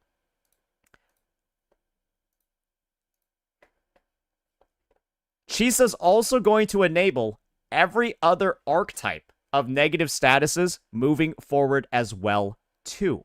That's another thing that she's capable of. And so if you just go ahead, we go to the Wuthering Waves news menu. We actually got the full breakdown. Wait, is this just the maintenance notes? Ah, shit. We actually got the full breakdown of what every single new negative status is going to look like. And I'm going to be honest, guys. Some of these ones look insane. For example, is Chisa actually going to nerf Fusion Burst? Because when Fusion Burst is stacked to max, all stacks will be removed to trigger an explosion. She raises the stack limit by 3. And so does Chisa result in you taking longer to trigger your explosion, but then when you do trigger the explosion, it's way bigger and deals more damage? Oh, wait, that's literally exactly what's going to happen. So she's going to buff every single Fusion Burst team to have their negative status deal more damage. And when it comes to Glacial Chafe stacks up to 10 times by default. The higher the stacks, the more damage dealt. It's also a damage over time effect. And when Glacial Chafe reaches max stacks, the target's frozen and all stacks will be removed. However, when Chisa's on the team, she raises the stack limit higher and allows you to deal more damage before the boss gets frozen. Because then you unlock stacks 11 and 12 to further stack up and deal more of that damage. So that's another mechanic that she has intentionally built into her kit, and that's even more debuff support, more negative status support. And then, moving forward, right, we then got Electro Flare going on. And when it comes to Electro Flare, guys, this has two components of a debuff, where it has 10 stacks on Electro Flare, and the higher the stacks, the more damage dealt. And when you're at maximum stacks of Electro Flare, new stacks become Electro Rage. And guess what? Electro Rage makes Electro Flare do more damage. So that means that you now have 13 stack limits on both of those. Your maximum number of Electro Flare stacks went from 20 to 26. Because guess what, guys? Chisa also buffs this Electro Rage component too, and increases the stack limit of that one by 3. So that's a big piece that we aren't factoring in here. And you want to know what the other part and the craziest part about all of this that I don't think a lot of people have realized yet? When it comes to the damage formula for negative statuses, it's not this. The damage formula for negative statuses is not base damage times resistance times bonuses. The damage formula for negative statuses is just a base amount of damage plus amp or times amp divided by resistance. And so, the only way to actually buff arrow damage or arrow erosion damage, hypothetically, is to A, have Chakona on the team to give the amp, reduce the arrow resistance of the enemy, which Chakona can actually do with her pistol, per signature, or it's reduced defense. And that's where Chisa comes in. And I might as well write that out, right? Or, fuck it. I'll write it out because it's actually an important one.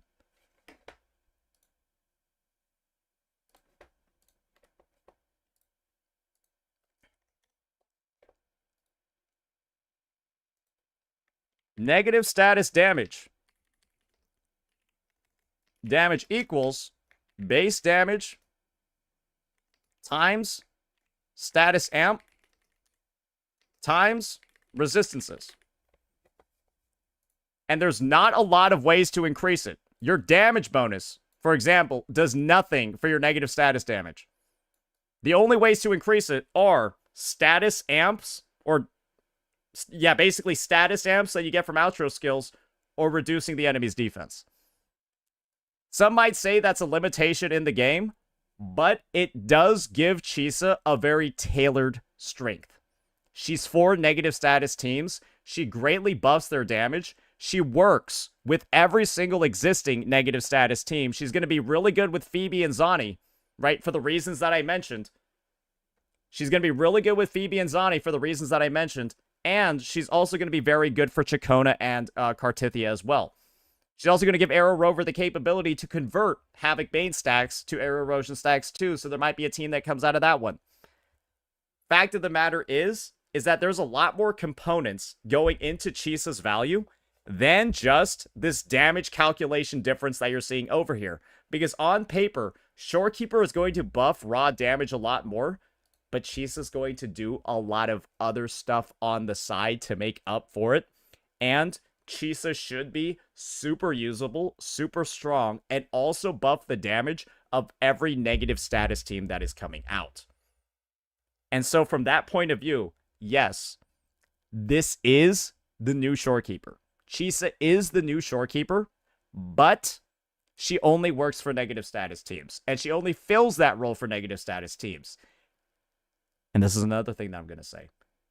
Your negative status teams will really miss not having Chisa as well in the future. But she should rerun quite frequently, much like how Shorekeeper reruns very, very frequently. I think that Chisa is going to closely follow or be closely followed by negative status characters on her reruns. Because she looks like she's going to be very, very, very essential to having them scale as time goes on.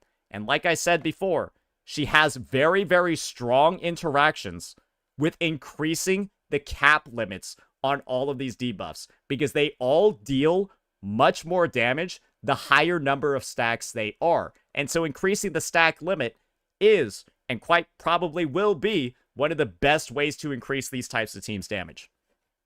Now, this has been a bit of a Chisa glaze or Chisa defense. What about her downsides?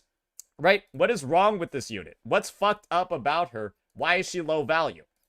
And this is the thing, right? We'll cover these in a later video, because I already do have a lot of words when it comes to the value of the unit, whether or not you should pull her, all of these different things. That'll be saved for a later video, because this one's already like 30 minutes, and we covered a lot of nerdy shit in this one. But yeah, that's what we're going to be looking like over here, ladies and gentlemen. This is the sort of like our breakdown of Chisa's value.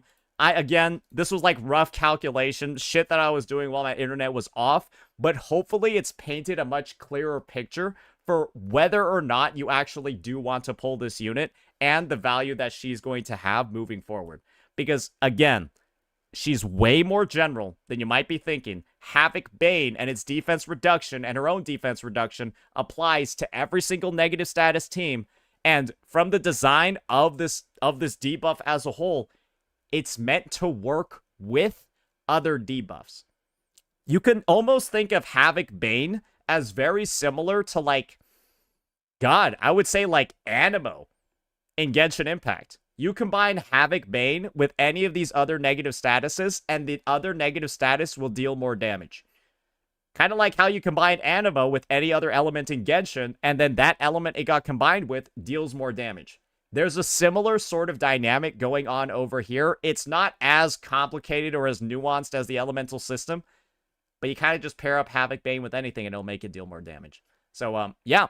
That'll be that for this one, ladies and gentlemen. That'll be our breakdown. But don't worry, we'll be following up tomorrow or the day after tomorrow with some of my bigger concerns on Chisa as a character. Because, well, it's a very similar thing for a lot of new units to be in the circumstance that she is in. So it might be better to save for a rerun rather than pull her on release. But we'll break into that a bit later on. So yeah, that'll be it for this one. Let me know what you all thought. Peace out. Okay. Hope you guys learned today. Yeah, I hope y'all learned today. Y'all enjoy the math lesson? Yeah, I know. Yeah, I know.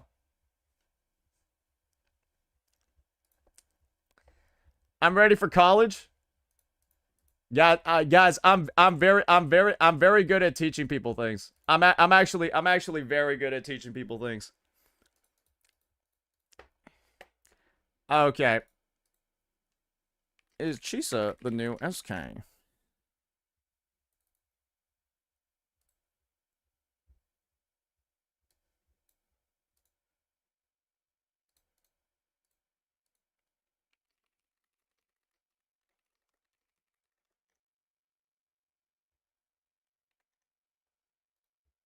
And what else we got going over here? Ooh, let me go get the glaive video as well. God damn, guys, I'm gonna be honest with you. It's been a diabolical day. It's been an absolutely diabolical day. We streamed for 3 hours and 34 minutes, and we managed to produce, out of that very limited stream time, very, very limited stream time, 5 videos. We made 5 fucking videos in 3 hours and 30 minutes.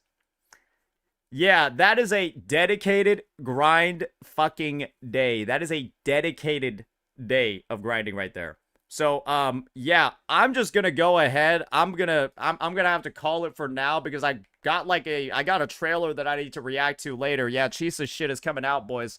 Yeah, I gotta go deal with that. And then I also have to work on her guide too. 3 senses? I got 2. Yeah, I gotta work on her guide 2.